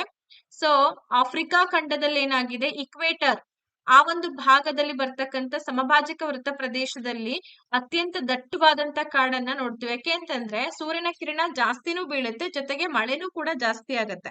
ಹಾಗಾಗಿ ಇಲ್ಲಿ ಆಪ್ಷನ್ ನಂಬರ್ ಬಿ ಸರಿಯಾದಂತ ಉತ್ತರ. ನಿತ್ಯ ಹರಿದ್ವರ್ಣದ ಅರಣ್ಯಗಳನ್ನ ನಾವಲ್ಲಿ ಕಾಣಬಹುದು. ಲೈಕ್ ನಮ್ಮ ಒಂದು ಪಶ್ಚಿಮ ಘಟ್ಟಗಳ ಸಾಲು ಹೆಚ್ಚು ಬಿಸಿಲಿರುತ್ತೆ, ಮತ್ತೆ ಅಲ್ಲಿ ಮಳೆನೂ ಜಾಸ್ತಿ ಇರುತ್ತೆ, ಹ್ಯುಮಿಡಿಟಿ ಜಾಸ್ತಿ ಇರುತ್ತೆ. ನೀವಲ್ಲೇನಾದ್ರೂ ಈಗ ನೀವು ಹೋಗ್ತಿರ್ತೀರಿ ನೋಡಿ, ರೈಡ್ ಮಾಡುವಾಗ ಎಷ್ಟು ಹ್ಯುಮಿಡ್ ಆಗುತ್ತೆ ಅಂತಂದ್ರೆ ಮಂಗಳೂರು ಅಷ್ಟು ಬೀಚ್ ಒಳಗೆ ಇಳಿದ್ರೂ ಕೂಡ ನಮ್ಗೆ ಬಿಸಿಲಿನ ಒಂದು ಶಕೆ ಆಗ್ತಾನೇ ಇರುತ್ತೆ ಆ ಪ್ರದೇಶಗಳಲ್ಲಿ. ನೀವು ಗಮನಿಸಿದ್ರೆ ಗೊತ್ತಾಗತ್ತೆ. ಭಾರತದ ಯಾವ ಪ್ರದೇಶವು ಅತ್ಯಂತ ಹೆಚ್ಚು ಭೂಕಂಪನಗಳನ್ನ ದಾಖಲಿಸುತ್ತದೆ? ಹೆಚ್ಚಿನ ಭೂಕಂಪನಗಳು ಎಲ್ಲ ಆಗತ್ತೆ? ಪ್ರಸ್ಥಭೂಮಿ ಪ್ರದೇಶಗಳಲ್ಲಾಗುತ್ತೋ, ಅಥವಾ ಕರಾವಳಿ ಮೈದಾನಗಳಲ್ಲಾಗುತ್ತೋ, ಅಥವಾ ಕೇಂದ್ರದ ಮೈದಾನ ಮತ್ತೆ ಹಿಮಾಲಯ ಪ್ರದೇಶ? ಎಲ್ಲಿ ಜಾಸ್ತಿ ಭೂಕಂಪನ ದಾಖಲಾಗಿರುವಂತದ್ದು? ತುಂಬಾ ಇಂಪಾರ್ಟೆಂಟ್ ಕ್ವೆಶನ್, ಇದ್ರ ಬಗ್ಗೆ ನಮ್ಗೆ ಐಡಿಯಾ ಇರ್ಲೇಬೇಕು. ಎಲ್ಲಾಗತ್ತೆ ಜಾಸ್ತಿ? ಪ್ರಸ್ಥಭೂಮಿ ಪ್ರದೇಶಗಳಲ್ಲಿ ಆಗುವಂತ ಸಾಧ್ಯತೆ ತುಂಬಾ ಕಡಿಮೆ, ಅತಿ ಕಡಿಮೆ. ಇನ್ನ ಕರಾವಳಿ ಮೈದಾನಗಳಲ್ಲೂ ಕೂಡ ಜಾಸ್ತಿ ಆಗಲ್ಲ. ಎಲ್ಲಿ ಜಾಸ್ತಿ ಆಗತ್ತೆ ಅಂತಂದ್ರೆ ಹಿಮಾಲಯ ಪ್ರದೇಶದಲ್ಲಿ. ಯಾಕಾಗತ್ತೆ ಹಿಮಾಲಯ ಪ್ರದೇಶದಲ್ಲಿ? ಯಾರಿಗಾದ್ರೂ ಆನ್ಸರ್ ಗೊತ್ತಿದ್ರೆ ಕಾಮೆಂಟ್ ಮಾಡಿ, ಸರಿನಾ ಅಥವಾ ತಪ್ಪಾ ಅನ್ನೋದನ್ನ ಹೇಳ್ತೀನಿ. ಈ ಹಿಮಾಲಯ ಪ್ರದೇಶದಲ್ಲಿ ಅತ್ಯಂತ ಹೆಚ್ಚು ಭೂಕಂಪನಗಳನ್ನ ನಾವು ಕಾಣ್ಬೋದು. ಯಾವ ಗ್ರಹವನ್ನ ನೀಲಿ ಗ್ರಹ ಅಂತೇಳಿ ಕರಿತೀವಿ? ಎಷ್ಟು ಈಸಿ ಆಗಿದೆ ರೀ ಪ್ರಶ್ನೆ. ಯುರೇನಸ್, ಭೂಮಿ, ನೆಪ್ಚೂನ್, ಮಂಗಳ. ಹಾಗಾದ್ರೆ ನೀಲಿ ಗ್ರಹ ಅಂತೇಳಿ ಯಾವ ಗ್ರಹವನ್ನ ಕರಿತಾ ಇದೀವಿ? ನಾನು ಒಂದು ಪ್ರಶ್ನೆ ಕೇಳಿದೆ, ಆ ಪ್ರಶ್ನೆಗೆ ಪ್ರತಿಯೊಬ್ರು ಆನ್ಸರ್ ಮಾಡ್ತೀರಾ ಅಂತ ಅನ್ಕೊಂಡಿದೀನಿ. ಯಾಕೆ ಹಿಮಾಲಯದ ಒಂದು ತಪ್ಪಲಿನ ಭಾಗದಲ್ಲಿ ಭೂಕಂಪನಗಳು ಜಾಸ್ತಿ ಏರ್ಪಡುತ್ತೆ? ಅದ್ರ ಜೊತೆಗೆ 34ನೇ ಪ್ರಶ್ನೆಗೂ ಕೂಡ ಉತ್ತರ ಬರ್ಲಿ. ಎಸ್, ಭೂಮಿ. Very simple. ಭೂಮಿಯನ್ನ ನಾವು ನೀಲಿ ಗ್ರಹ ಅಂತ ಹೇಳಿ ಕರಿತೀವಿ, ಅಥವಾ ಜೀವಗೋಳ ಅಂತ ಹೇಳಿ ಕರಿತೀವಿ. ಯಾಕೆ ನೀಲಿ ಗ್ರಹ ಅಂತ ಹೇಳಿ ಕರಿತೀವಿ ಭೂಮಿಯನ್ನ? ಓಕೆ, ನಿಮ್ಮೆಲ್ಲರ ಉತ್ತರ ಸರಿ ಇದೆ.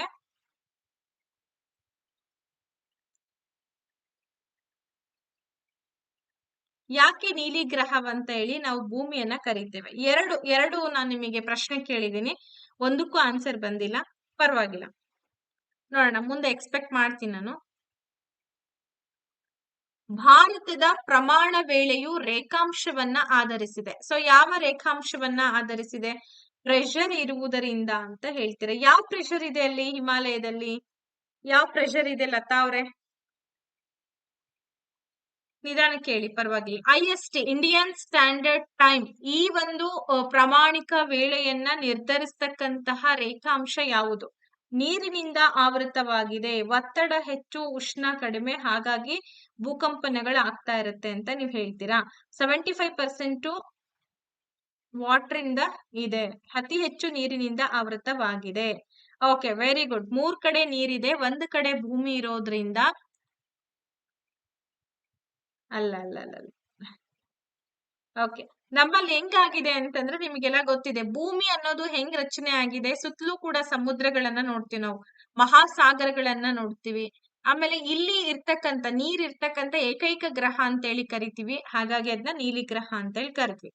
ಭಾರತದ ಪ್ರಮಾಣಿತ ವೇಳೆ ಯಾವ ರೇಖಾಂಶವನ್ನ ಆಧರಿಸಿದೆ ಅನ್ನೋ ಒಂದು ಪ್ರಶ್ನೆಗೆ ಆಲ್ಮೋಸ್ಟ್ ಎಲ್ಲರೂ ಕೂಡ ಸರಿಯಾದ ಉತ್ತರವನ್ನ ಕೊಡ್ತಿದ್ದೀರಾ. Very good. 82.5 ಪೂರ್ವ ರೇಖಾಂಶ. 82.5 ಪೂರ್ವ ರೇಖಾಂಶ ಏನಿದೆ, ಈ ಒಂದು ರೇಖಾಂಶ ನಮ್ಮ ಭಾರತದ ಪ್ರಮಾಣಿತ ವೇಳೆಯನ್ನ ಗುರುತಿಸ್ತಕ್ಕಂತ ರೇಖೆ.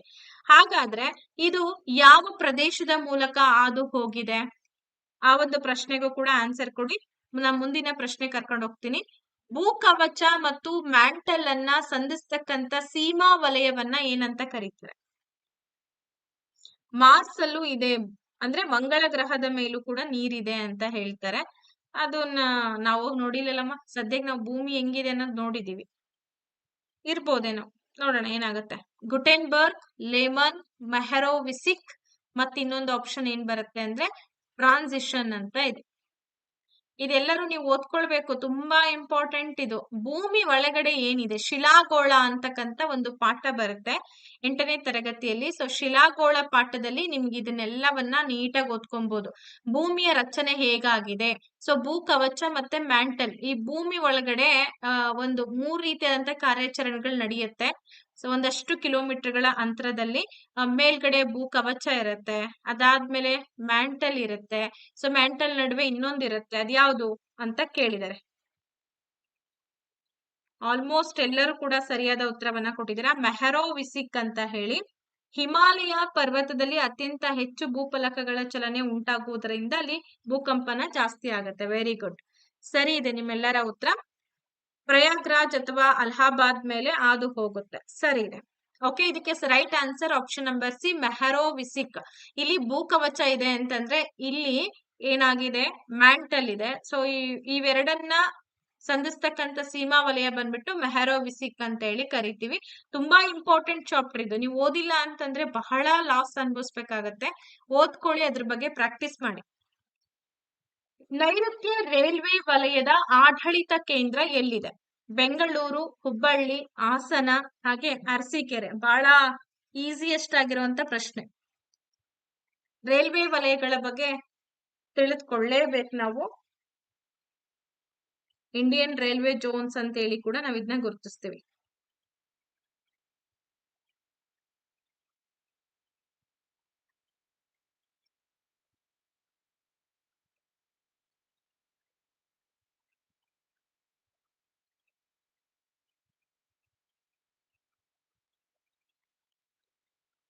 ನೋಡಿ, ನಮ್ಮಲ್ಲಿ central, eastern, northern, north western, south central, south eastern and East central railway Jones ಗಳನ್ನ ನಾವು ಕಾಣಬಹುದು.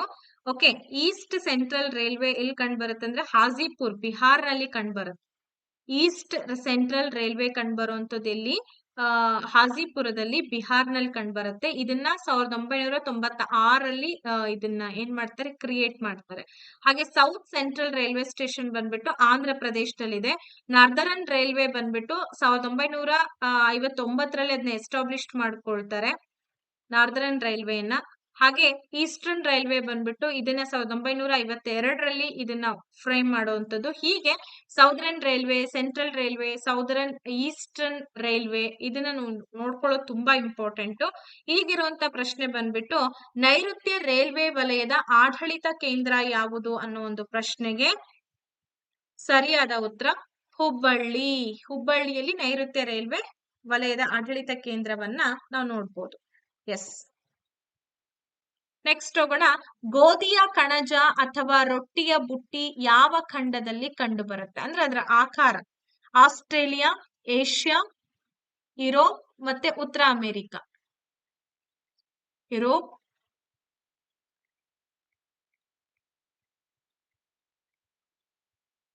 ಹಾಗೆ ಡಿ ಬಂದು ಉತ್ತರ America.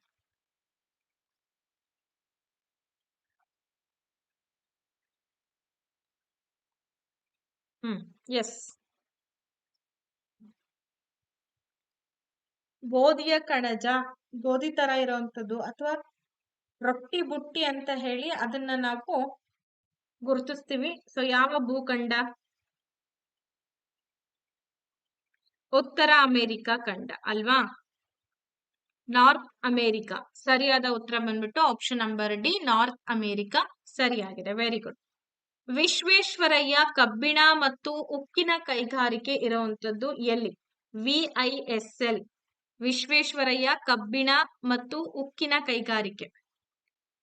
Steel and iron limited. ನೋಡಿ, Visvesvaraya iron and steel limited ಈ ಒಂದು ಇಂಡಸ್ಟ್ರಿ ಎಲ್ಲಿ ಕಂಡು ಬರುತ್ತೆ? ಭದ್ರಾವತಿ ಎಲ್ಲ, ಬಳ್ಳಾರಿ ಎಲ್ಲ, ಅಥವಾ ಹೊಸಪೇಟೆ ಮತ್ತು ಚಿತ್ರದುರ್ಗ ಅಂತ ಇದೆ. ತುಂಬಾ ಸಿಂಪಲ್ ಆಗಿರುವಂತ ಒಂದು ಪ್ರಶ್ನೆ, ಈಸಿಯಾಗಿ ಕೂಡ ನೀವು answer ಮಾಡ್ಬಿಡ್ಬೋದು.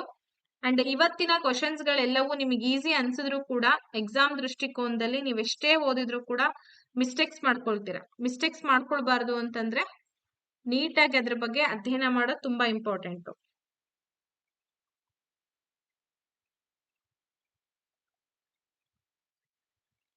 Visvesvaraya iron and steel plant ಅಂತ ಹೇಳಿ ಕೂಡ ಇದನ್ನ ಗುರುತಿಸ್ತೀವಿ. ಇದು ಭದ್ರಾವತಿಯಲ್ಲಿ ಲೊಕೇಟೆಡ್ ಆಗಿರುವಂತದ್ದು. ಓಕೆ, ನಮ್ಮ ಒಂದು ನಾರ್ತ್ ವೆಸ್ಟ್ ಆಫ್ ಬೆಂಗಳೂರಿಗೆ ಸುಮಾರು 260 ಕಿಲೋಮೀಟರ್ಗಳು ದೂರದಲ್ಲಿ ಇರ್ತಕ್ಕಂತಹ ಒಂದು ಭದ್ರಾವತಿಯಲ್ಲಿ ಇದನ್ನ ನಿರ್ಮಾಣ ಮಾಡಿರುವಂತದ್ದು. ಓಕೆ, ಸರಿ.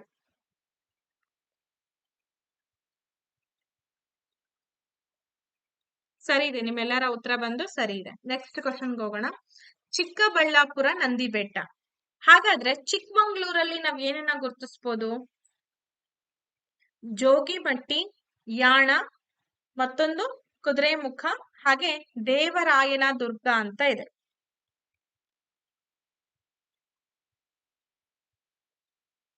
ಏನ್ 1923ರಲ್ಲಿ ಅದನ್ನ ಇದು ಮಾಡುವಂತದ್ದು, ಎಸ್ಟಾಬ್ಲಿಷ್ ಮಾಡುವಂತದ್ದು. ಕನ್ಫ್ಯೂಸ್ ಮಾಡ್ಕೋಬೇಡಿ. ಚಿಕ್ಕಬಳ್ಳಾಪುರ ಇಷ್ಟು ನಂದಿ ಬೆಟ್ಟ. ಸೊ ಚಿಕ್ಕಬಳ್ಳಾಪುರ ಅಂದ ತಕ್ಷಣ ನಮಗೆ ಒಂದು ಬೆಟ್ಟ ನೆನಪಿಗೆ ಬರುತ್ತೆ, ನಂದಿ ಬೆಟ್ಟ. ಹಾಗಾದ್ರೆ ಚಿಕ್ಕಮಂಗ್ಳೂರ್ ಅಂದ ತಕ್ಷಣ ಜೋಗಿಮಟ್ಟಿ ನೆನಪಿಗೆ ಬರುತ್ತಾ, ಯಾಣ ನೆನಪಿಗೆ ಬರುತ್ತಾ, ಕುದುರೆಮುಖನ, ದೇವರಾಯನ ದುರ್ಗನ? ಎಸ್, ತುಂಬಾ ಸಿಂಪಲ್ ಆಗಿದೆ ಪ್ರಶ್ನೆ ಇದು. ಆರಾಮಾಗಿ ಆನ್ಸರ್ ಮಾಡ್ಬೋದು. ಯಾರೆಲ್ಲ ಕುದುರೆ ಮುಖ ಅಂತ ಹೇಳಿದ್ರೆ ನಿಮ್ಮೆಲ್ಲರ ಉತ್ತರ ಸರಿಯಾಗಿದೆ. ಸೊ ಕುದುರೆ ಮುಖ, ಚಿಕ್ಕಮಂಗ್ಳೂರು ಅಂದ ತಕ್ಷಣ ಕುದುರೆ ಮುಖ ನಮ್ಗೆ ನೆನಪಿಗೆ ಬರುತ್ತೆ ಅಲ್ವಾ? ಅದೊಂದು ಪ್ರವಾಸಿ ತಾಣವೂ ಕೂಡ ಹೌದು. Very good. ಹಾಗೆ ಅಲ್ಲಿ ರಾಷ್ಟ್ರೀಯ ಉದ್ಯಾನವನವನ್ನ ಕೂಡ ಕಾಣ್ಬೋದು. ಸರಿ ಇದೆ. ವಿಶ್ವ ಗ್ರಾಹಕರ ಹಕ್ಕಿನ ದಿನವನ್ನ ಈ ದಿನದಂದು ಆಚರಿಸಲಾಗುತ್ತದೆ. ಸೊ ಯಾವ ದಿನದಂದು ವಿಶ್ವ ಗ್ರಾಹಕರ ಹಕ್ಕಿನ ದಿನವನ್ನ ಆಚರಣೆ ಮಾಡ್ತೀವಿ? ಮೇ 15, ಜುಲೈ 27, ಹಾಗೆ ಮಾರ್ಚ್ 15 ಮತ್ತೆ ಅಕ್ಟೋಬರ್ 2 ಅಂತ ಇದೆ. ವಿಶ್ವ ಗ್ರಾಹಕರ ಹಕ್ಕಿನ ದಿನ.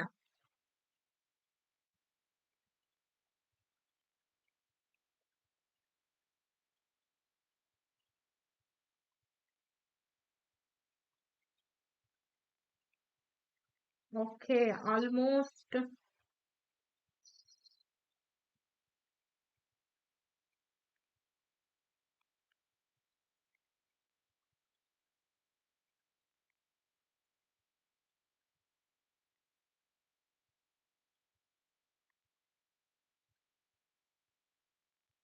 ಓಕೆ, ನಿಮ್ಮೆಲ್ಲರ ಉತ್ತರ ಸರಿಯಾಗಿದೆ.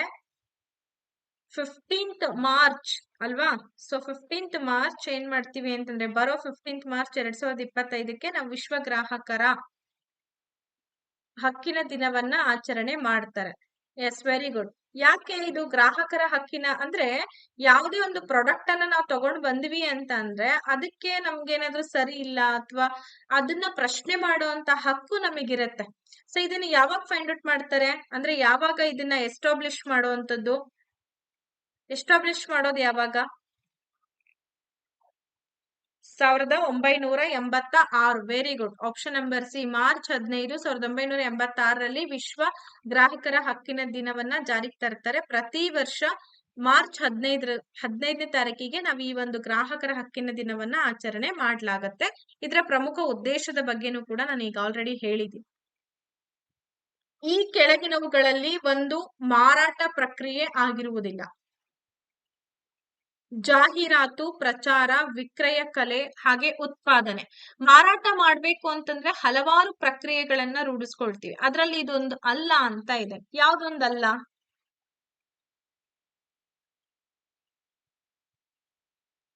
ಅದನ್ನ ದ ಕನ್ಸ್ಯೂಮರ್ ಪ್ರೊಟೆಕ್ಷನ್ ಆಕ್ಟ್ 1986ರ ಮೂಲಕ ಈ ಕಸ್ಟಮರ್ಸ್ಗೆ ಸಂಬಂಧಪಟ್ಟಂತ ರೈಟ್ಸ್ ಗಳನ್ನ ಪ್ರೊಟೆಕ್ಟ್ ಮಾಡ್ಬೇಕು ಅನ್ನೋ ಉದ್ದೇಶಕ್ಕೋಸ್ಕರ 1986ರಲ್ಲಿ ಜಾರಿಗೆ ತರ್ತಾರೆ.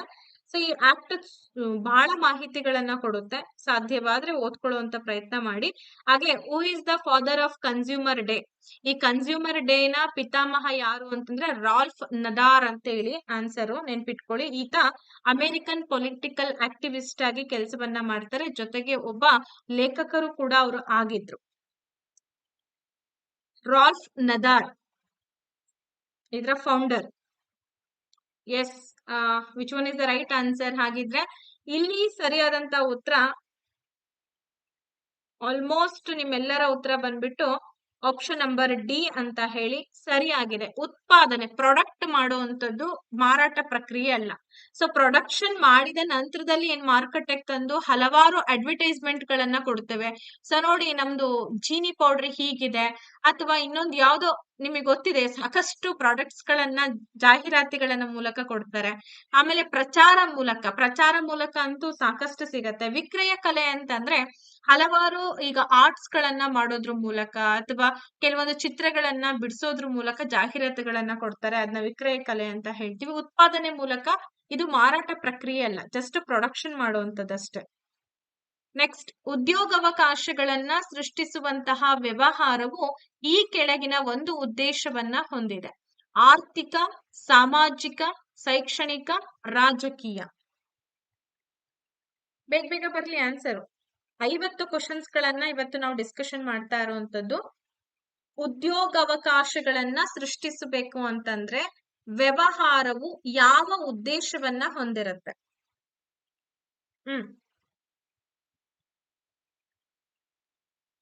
ಜೊತೆಗೆ ಹೇಳ್ತಾ ಇದ್ದೀನಿ, ಯಾರಿಗಾದ್ರೂ ತರಗತಿಗಳನ್ನ ತಗೊಳ್ಬೇಕು ಅಂದ್ರೆ ಮಾರ್ಚ್ 10ನೇ ತಾರೀಕಿನಿಂದ ನ್ಯೂ ಬ್ಯಾಚ್ ಶುರುವಾಗ್ತಾ ಇದೆ.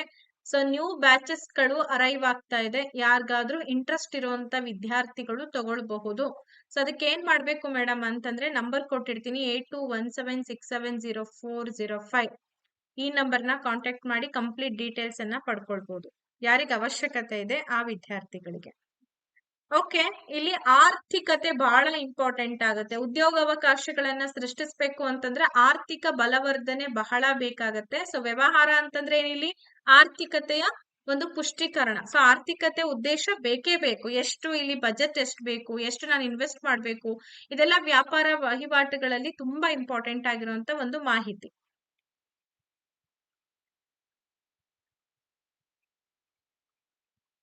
ಈ ಕೆಳಗಿನವುಗಳಲ್ಲಿ ಒಂದು ಖಾಯಂ ವ್ಯಾಪಾರವಾಗಿದೆ. ಯಾವುದು?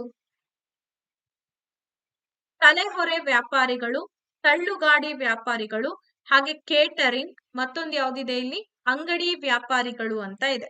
ಸೊ ನೋಡಿ, ತಲೆಹೊರೆ ವ್ಯಾಪಾರಿಗಳು, ತಳ್ಳುಗಾಡಿ ವ್ಯಾಪಾರಿಗಳು ಮತ್ತು ಕೇಟರಿಂಗ್ ಜೊತೆಗೆ ಅಂಗಡಿ ವ್ಯಾಪಾರಿಗಳು. ಖಾಯಂ ವ್ಯಾಪಾರ ಯಾವುದು ಅಂತ ಕೇಳಿದ್ದಾರೆ. ಖಾಯಂ ವ್ಯಾಪಾರ ಇದೆಲ್ಲ ಬಿಸ್ನೆಸ್ ಸ್ಟಡೀಸ್ ಅಲ್ಲಿ ಬರುತ್ತೆ. ಸೊ ನೀವು ಇದನ್ನು ಓದ್ಕೋಬೇಕು. ಓದ್ಕೊಂಡಿಲ್ಲ ಅಂತಂದ್ರೆ ಬಹಳಷ್ಟು ಕಷ್ಟ ಇದೆ.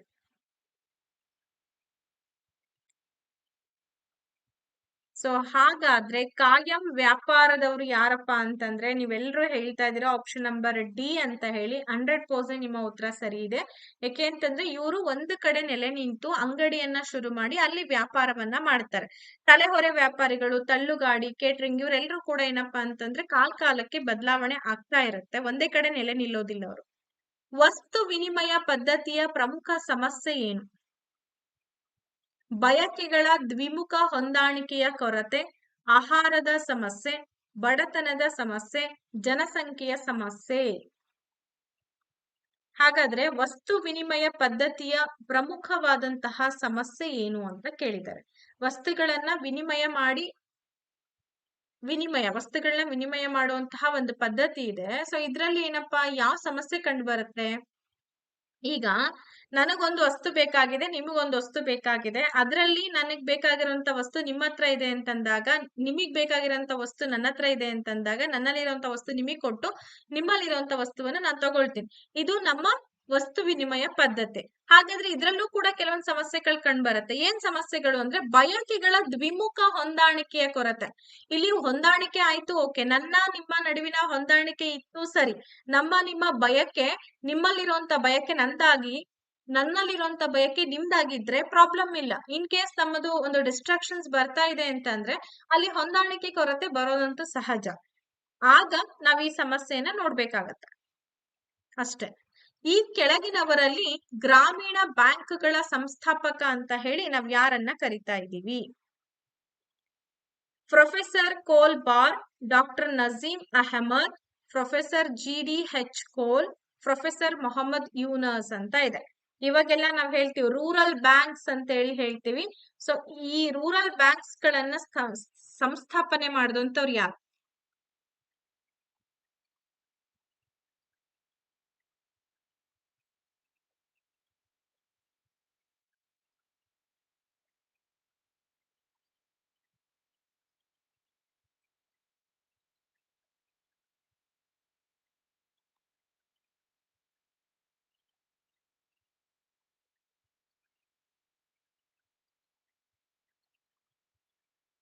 ಗ್ರಾಮೀಣ ಬ್ಯಾಂಕುಗಳನ್ನ ಸಂಸ್ಥಾಪನೆ ಮಾಡಿದವ್ರು ಯಾರು?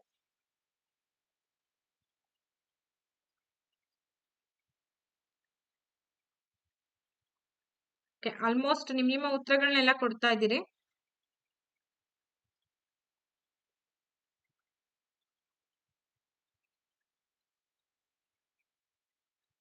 Okay, first rural bank Moradabad ನಲ್ಲಿ ಉತ್ತರ ಪ್ರದೇಶದಲ್ಲಿ ಶುರುವಾಗುತ್ತೆ. ಯಾವಾಗ ಅಂತಂದ್ರೆ 1975.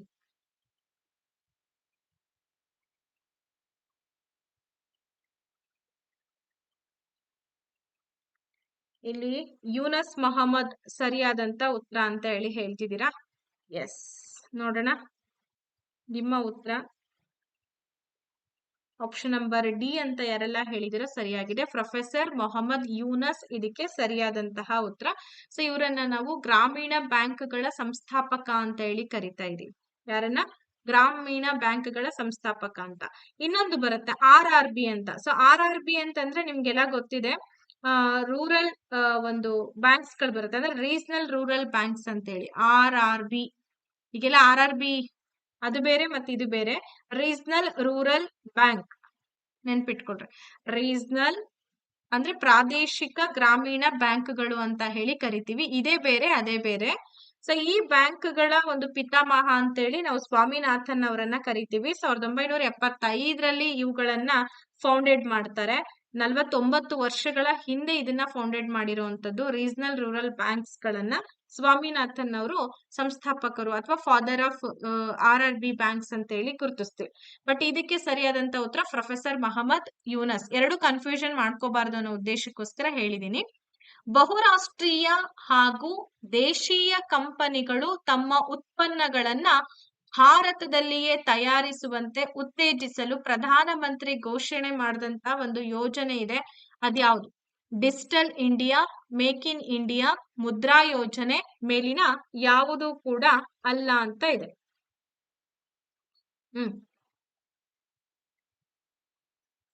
ಪ್ರಾದೇಶಿಕ ಬ್ಯಾಂಕ್ಗಳೇ ಬೇರೆ, ರೂರಲ್ ಬ್ಯಾಂಕ್.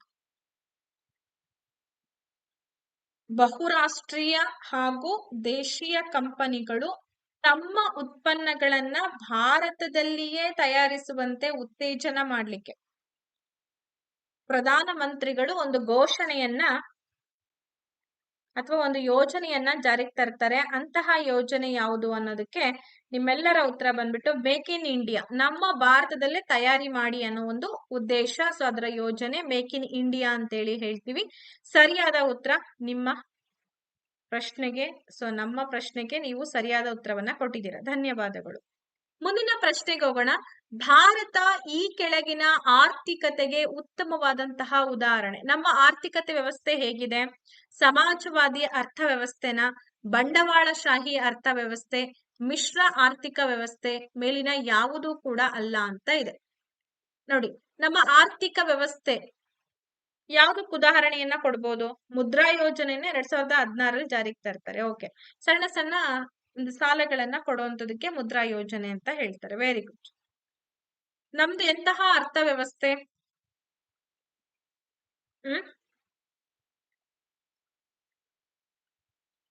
ಓಕೆ, ಆಲ್ಮೋಸ್ಟ್ ಎಲ್ಲರ ಉತ್ತರ ಬಂದ್ಬಿಟ್ಟು ಸಿ, ಮಿಶ್ರ ಆರ್ಥಿಕ ವ್ಯವಸ್ಥೆ ನಮ್ದು ಅಲ್ವಾ. ನಮ್ಮಲ್ಲಿ ಏನಿದೆ ಅಂದ್ರೆ ಬಂಡವಾಳಶಾಹಿಗಳು ಕೂಡ ಹೂಡಿಕೆಯನ್ನ ಹೂಡ್ತಾರೆ. ಸಮಾಜವಾದಿ ಅಂದ್ರೆ ನಮ್ಮ ಸರ್ಕಾರದಿಂದ ಮತ್ತೆ ಬಂಡವಾಳಶಾಹಿಗಳು ಎರಡನ್ನ ಕೂಡ ಒಳಗೊಂಡಂತಹ ಮಿಶ್ರ ಆರ್ಥಿಕ ವ್ಯವಸ್ಥೆ ನಮ್ದಾಗಿರುತ್ತೆ ಅಲ್ವಾ. ಆಪ್ಷನ್ ನಂಬರ್ ಸಿ ಸರಿಯಾದಂತಹ ಉತ್ತರ. ಸಾರ್ವಜನಿಕವಾಗಿ ಕೂಡ ಇದೆ ಮತ್ತೆ ಖಾಸಗಿಯಲ್ಲೂ ಕೂಡ ನಮ್ಮ ಒಂದು ಹೂಡಿಕೆಗಳನ್ನ ನೋಡ್ತೇವೆ. ನಾವೆರಡಕ್ಕೂ ಕೂಡ ಅವಕಾಶ ಕೊಟ್ಟಿದ್ದೀವಿ.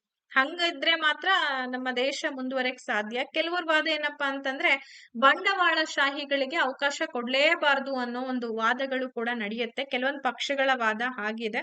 ಬಟ್ ಒಂದು ಸರ್ಕಾರ ಆಗಿರ್ಬೋದು, ಒಂದು ದೇಶದ ಅಭಿವೃದ್ಧಿಗೋಸ್ಕರ ಬೇರೆ ಬೇರೆ ದೇಶಗಳಿಂದ ಹೂಡಿಕೆಗಳು ಬರ್ತಾ ಇರ್ಬೇಕು ನಮ್ಮಲ್ಲಿ. ಹಂಗಿದ್ರೆ ಮಾತ್ರ ದೇಶದ ಆದಾಯ ಜಾಸ್ತಿ ಆಗ್ತಾ ಹೋಗುತ್ತೆ. ತಲಾದಾಯ ಜಾಸ್ತಿ ಆದಾಗ ಆಟೋಮೆಟಿಕ್ ಆಗಿ ದೇಶದ ಆದಾಯನೂ ಕೂಡ ಜಾಸ್ತಿ ಆಗ್ತಾ ಹೋಗುತ್ತೆ. ಈ ಕೆಳಗಿನವುಗಳಲ್ಲಿ ಮುಗಿದು ಹೋಗುವಂತಹ ಸಂಪನ್ಮೂಲ ಯಾವುದು? ನೀರು, ಅರಣ್ಯ, ಚಿನ್ನ ಮೇಲಿನ ಯಾವುದು ಅಲ್ಲ. ನೋಡಿ, ನಮ್ಮಲ್ಲಿ ಮುಗಿದು ಹೋಗ್ತಕ್ಕಂತಹ ಸಂಪನ್ಮೂಲಗಳನ್ನ ನಾವು ತಿಳ್ಕೊಳ್ಬೇಕಾಗಿದೆ. ಯಾವ್ದು ಮುಗಿದು ಹೋಗುವಂತ ಸಂಪನ್ಮೂಲ? ನೀರ್ ಮುಗ್ದು ಹೋಗ್ತತಾ ಅಥವಾ ಅರಣ್ಯ ಮುಗ್ದು ಹೋಗುತ್ತಾ, ಚಿನ್ನ ಮುಗ್ದು ಹೋಗುತ್ತಾ? ಮುಗಿದು ಹೋಗುವ ಸಂಪನ್ಮೂಲ ಅಂದಾಗ ಚಿನ್ನ, ಗೋಲ್ಡ್. ಎಷ್ಟು ಅಂತ ನಾವು ಗಣಿಗಾರಿಕೆ ಮಾಡಕ್ಕಾಗತ್ತೆ? ಎಷ್ಟು ಅಂತ ಭೂಮಿ ಒಳಗಡೆ ಚಿನ್ನ ಸಿಗತ್ತೆ ಅಲ್ವಾ. ಇದು ಮುಗಿದು ಹೋಗುವಂತ ಸಂಪನ್ಮೂಲ. ಯಾವಾಗ ಬೇಕಾದ್ರೆ ಇಲ್ದಂಗ ಆಗ್ಬೋದು, ಹೇಳಕ್ಕಾಗಲ್ಲ. ಪುನರುತ್ಪತ್ತಿ ಆಗೋದಕ್ಕೂ ಕೂಡ ಸಾಧ್ಯ ಇರಲ್ಲ. ಮಿನರಲ್ಸ್ ಎಲ್ಲ ತುಂಬಾ ಕಷ್ಟ ಅಲ್ವಾ. ಚಿನ್ನ ಇದಕ್ಕೆ ಸರಿಯಾದಂತ ಉತ್ತರ. ಬೆಳೆ ಹಾನಿ ಸಂದರ್ಭದಲ್ಲಿ ರೈತರ ವಿಮೆಗೆ ಒಳಗಾಗುವಂತಹ ಯೋಜನೆ ಯಾವುದು? ಈಗ ಹೆಚ್ಚು ಮಳೆಯಾಗಿ ಬೆಳೆ ಹಾನಿಯಾಗಿರುತ್ತೆ ಅಥವಾ ಮಳೆ ತುಂಬಾ ಕಡಿಮೆ ಆಗಿ ಕೂಡ ಬೆಳೆ ಹಾನಿ ಆಗೋದನ್ನ ನೋಡ್ತೇವೆ. ಸೊ ಇಂತಹ ಒಂದು ಸಂದರ್ಭದಲ್ಲಿ ರೈತರ ಒಂದು ವಿಮೆ ಅಥವಾ ಏನಂತ ಹೇಳ್ತೀವಿ, ಜೀವನ ಆಧಾರಕ್ಕೋಸ್ಕರ ಕೆಲವೊಂದು ಯೋಜನೆಗಳನ್ನ ಮಾಡ್ಲಾಗಿದೆ ಸರ್ಕಾರ. ಹಾಗಾದ್ರೆ ಅಂತಹ ಯೋಜನೆಯನ್ನ ನಾವೇನಂತ ಕರಿತೀವಿ? ಪ್ರಧಾನ ಮಂತ್ರಿ ಫಸಲ್ ಭೀಮಾ ಯೋಜನೆ, ಪ್ರಧಾನ ಮಂತ್ರಿ ಕೃಷಿ ಸಿಂಚಾಯಿ ಯೋಜನೆ, ಪ್ರಧಾನ ಮಂತ್ರಿ ಗ್ರಾಮ್ ಸಡಕ್ ಯೋಜನೆ ಮೇಲಿನ ಯಾವುದು ಕೂಡ ಅಲ್ಲ ಅಂತ ಇದೆ. ಯೋಚನೆ ಮಾಡ್ಬಿಟ್ಟು ಆನ್ಸರ್ ಕೊಡಿ. ತುಂಬಾ ತುಂಬಾ ತುಂಬಾ ಇಂಪಾರ್ಟೆಂಟ್ ಕ್ವೆಶನ್. ಈ ತರ ನಿಮ್ಗೆ ಇತ್ತೀಚಿನ ಯೋಜನೆಗಳ ಬಗ್ಗೆನೂ ಕೂಡ ಗೊತ್ತಿರ್ಬೇಕು. ಅದು ಎಲ್ಲಿ ಬರುತ್ತೆ ಅಂದ್ರೆ ಅರ್ಥಶಾಸ್ತ್ರದಲ್ಲಿ ಸೇರ್ಕೊಳ್ಳುತ್ತೆ. ಏನೆಲ್ಲ ಯೋಜನೆಗಳು ಬಂದಿದೆ, ಬಜೆಟ್ ಅಲ್ಲಿ ಏನೇನೆಲ್ಲ ಆಗಿದೆ ಅಂದ್ರೆ ಐತಿಹಾಸಿಕ ನಿರ್ಣಯಗಳಾಗಿದ್ರೆ ಮಾತ್ರ ಈ ಒಂದು ಸಮಾಜ ವಿಜ್ಞಾನದಲ್ಲಿ ಸೇರ್ಕೊಳ್ಳುತ್ತೆ. ಐತಿಹಾಸಿಕ ನಿರ್ಣಯಗಳಲ್ಲ ಅಂತಂದ್ರೆ ಅದೆಲ್ಲ ಸೇರ್ಕೊಳ್ಳೋದಿಲ್ಲ. ಪ್ರಧಾನ ಮಂತ್ರಿ ಫಸಲ್ ಭೀಮಾ ಯೋಜನೆ ಅಂತ ಹೇಳ್ತೀರಾ? ಸರಿಯಾದ ಉತ್ತರ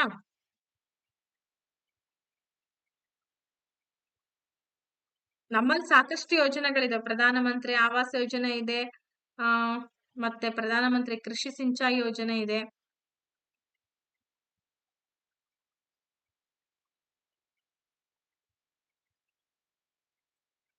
ಓಕೆ ಓಕೆ ಓಕೆ, ಸರಿಯಾಗಿದೆ. ಆಲ್ಮೋಸ್ಟ್ ನಿಮ್ಮೆಲ್ಲರ ಉತ್ತರ ಸರಿಯಾಗಿದೆ.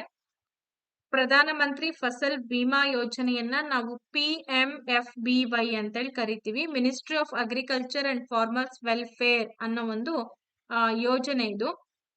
ನೆನ್ಪಿಟ್ಕೊಳ್ಳಿ. ಇದನ್ನ 2016 ಫೆಬ್ರವರಿ 18ರಂದು ನಮ್ಮ ಪ್ರೈಮ್ ಮಿನಿಸ್ಟರ್ ಆದಂತಹ ನರೇಂದ್ರ ಮೋದಿ ಅವರು ಏನ್ ಮಾಡ್ತಾರೆ, ಒಂದು ಇನ್ಶೂರೆನ್ಸ್ ಸರ್ವಿಸ್ ಅನ್ನ ಕೊಡ್ಬೇಕು ರೈತರಿಗೋಸ್ಕರ ಅಂತ ಹೇಳಿ ಇದನ್ನ ಶುರು ಮಾಡುವಂತದ್ದು. ಇದ್ರ ಮೂಲಕ ರೈತರಿಗೆ ಏನಾದ್ರೂ ಬೆಳೆ ಹಾನಿ ಆದಂತಹ ಸಂದರ್ಭದಲ್ಲಿ ಇನ್ಶೂರೆನ್ಸ್ ಗಳನ್ನ ಕೊಡ್ತಾರೆ, ವಿಮೆಗಳನ್ನ ಕೊಡ್ತಾರೆ.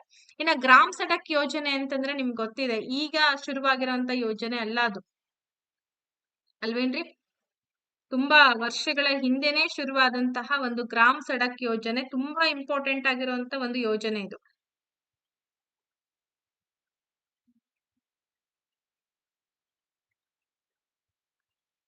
ಇದು ಕೂಡ ಪ್ರಧಾನ ಮಂತ್ರಿ ಗ್ರಾಮ್ ಸಡಕ್ ಯೋಜನಾ ಅಂತ ಹೇಳ್ತೀವಿ. Yes, road connectivity. ಮತ್ತೆ ಈಗ ಕೆಲವೊಂದು ಏನಪ್ಪಾ ಅಂತಂದ್ರೆ ಊರ್ಗಳಿಗೆ ರೋಡೇ ಇರೋದಿಲ್ಲ. ನೀವು ನೋಡಿರ್ಬೋದು, ಕೆಲವೊಂದು ಊರುಗಳಿಗೆ ಹಳ್ಳಿಗಳಿಗೆ ಹೋದಂತ ಸಂದರ್ಭದಲ್ಲಿ PMGSY ಅಂಡರ್ ಅಲ್ಲಿ ಆಗಿರುವಂತಹ ರೋಡ್ಗಳು ಅಂತ ಹೇಳ್ತೀವಿ. ಸೊ ಅದನ್ನ ಪ್ರಧಾನ ಮಂತ್ರಿ ಗ್ರಾಮ್ ಸಡಕ್ ಯೋಜನೆ ಅಂತೇಳಿ ಗುರುತಿಸ್ತೀವಿ. ಸರಿಯಾದಂತ ಉತ್ತರ ಆಪ್ಷನ್ ನಂಬರ್ 1, ಪ್ರಧಾನ ಮಂತ್ರಿ ಫಸಲ್ ಭೀಮಾ ಯೋಜನೆ ಇದಕ್ಕೆ ರೈಟ್ ಆನ್ಸರ್. ಸೊ ನೋಡಿ, ಇವತ್ತು ನಾನು ಸುಮಾರು 50 ಪ್ರಶ್ನೋತ್ತರಗಳನ್ನ ನಿಮ್ ಜೊತೆಗೆ ನಾನು ಡಿಸ್ಕಷನ್ ಮಾಡಿರುವಂತದ್ದು. ಮುಂದೆ ಬರ್ತಕ್ಕಂತ ತರಗತಿಯಲ್ಲಿ ಮತ್ತೆ ಬೇರೆ ಬೇರೆ ಒಂದು ಕ್ವಶನ್ ಪೇಪರ್ ಗಳನ್ನ ಡಿಸ್ಕಷನ್ ಮಾಡ್ತೀನಿ. ಇವತ್ತು ನಾನು ಡಿಸ್ಕಷನ್ ಮಾಡಿರುವಂತ ಪೇಪರ್ ಬಂದು GPT 2017ರ ಪ್ರಶ್ನೆ ಪತ್ರಿಕೆ ಆಗಿರುತ್ತೆ. ಅದಕ್ಕೆ ಇಲ್ಲಿ 2 ಅಂಕಗಳ ಪ್ರಶ್ನೆ, 3 ಅಂಕಗಳ ಪ್ರಶ್ನೆಯನ್ನ ಕೂಡ ಕೊಟ್ಟಿದ್ದಾರೆ. ಅದಕ್ಕೂ ಕೂಡ ನಾನು ಆನ್ಸರ್ಸ್ ಗಳನ್ನ ರೆಡಿ ಮಾಡಿ ಇಟ್ಕೊಂಡಿದ್ದೀನಿ. ಯಾಕೆಂದ್ರೆ ಆ ನೋಟಿಫಿಕೇಶನ್ ಆದ ಸಂದರ್ಭದಲ್ಲಿ ಮತ್ತೆ ನಾವು ರೆಡಿ ಮಾಡಕ್ ಆಗಲ್ಲ. ಇವಕ್ಕೆಲ್ಲ ಕೀ ಆನ್ಸರ್ಸ್ ಇರಲ್ಲ. ನಾವೇನೆ ನೀಟಾಗಿ ಇದನ್ನ ಟೈಪ್ ಮಾಡ್ಕೊಂಡು ರೆಡಿ ಮಾಡಿರುವಂತ PDF ಇದು ನಮ್ಮ ಟ್ಯುಟೋರಿಯಲ್ ವತಿಯಿಂದ. ಸೊ ಹಾಗಾಗಿ ಯಾರಿಗಾದ್ರೂ ನಮ್ಮ ಕ್ಲಾಸಸ್ ಗಳನ್ನ ಜಾಯಿನ್ ಆಗಬೇಕು ಅನ್ನೋ ಆಸಕ್ತಿ ಇದೆ ಅಂತಂದ್ರೆ 8217670405 ನಂಬರ್ ಅನ್ನ ನೀವು ಕಾಂಟ್ಯಾಕ್ಟ್ ಮಾಡಬಹುದು. ಜೊತೆಗೆ ನಿಮ್ಗೆ ಯಾರಿಗಾದ್ರೂ ತರಗತಿಗಳನ್ನ ತಗೊಳ್ಬೇಕು ಅಂದ್ರೆ ಇನ್ನೊಂದು ನಂಬರ್ ಕೂಡ ಇದೆ, 6361153623 ನಂಬರ್ಗಾದ್ರೂ ನೀವು ಕಾಂಟ್ಯಾಕ್ಟ್ ಮಾಡಬಹುದು. ಓಕೆ, ಮಾರ್ಚ್ 10ನೇ ತಾರೀಕಿಂದ ಶುರುವಾಗುತ್ತೆ. ಮತ್ತೆ ಆಸ್ ಯೂಶುವಲ್ ಸಾಧ್ಯವಾದ್ರೆ ಇನ್ನೊಂದು ತರಗತಿಯನ್ನ ಮಧ್ಯಾಹ್ನ ತಗೊಳ್ಳುವಂತ ಪ್ರಯತ್ನ ಮಾಡ್ತೇನೆ. ಸಾಧ್ಯ ಆಗದೆ ಇದ್ರೆ ಇಲ್ಲಿಗೆ ಎಂಡ್ ಆಗುತ್ತೆ.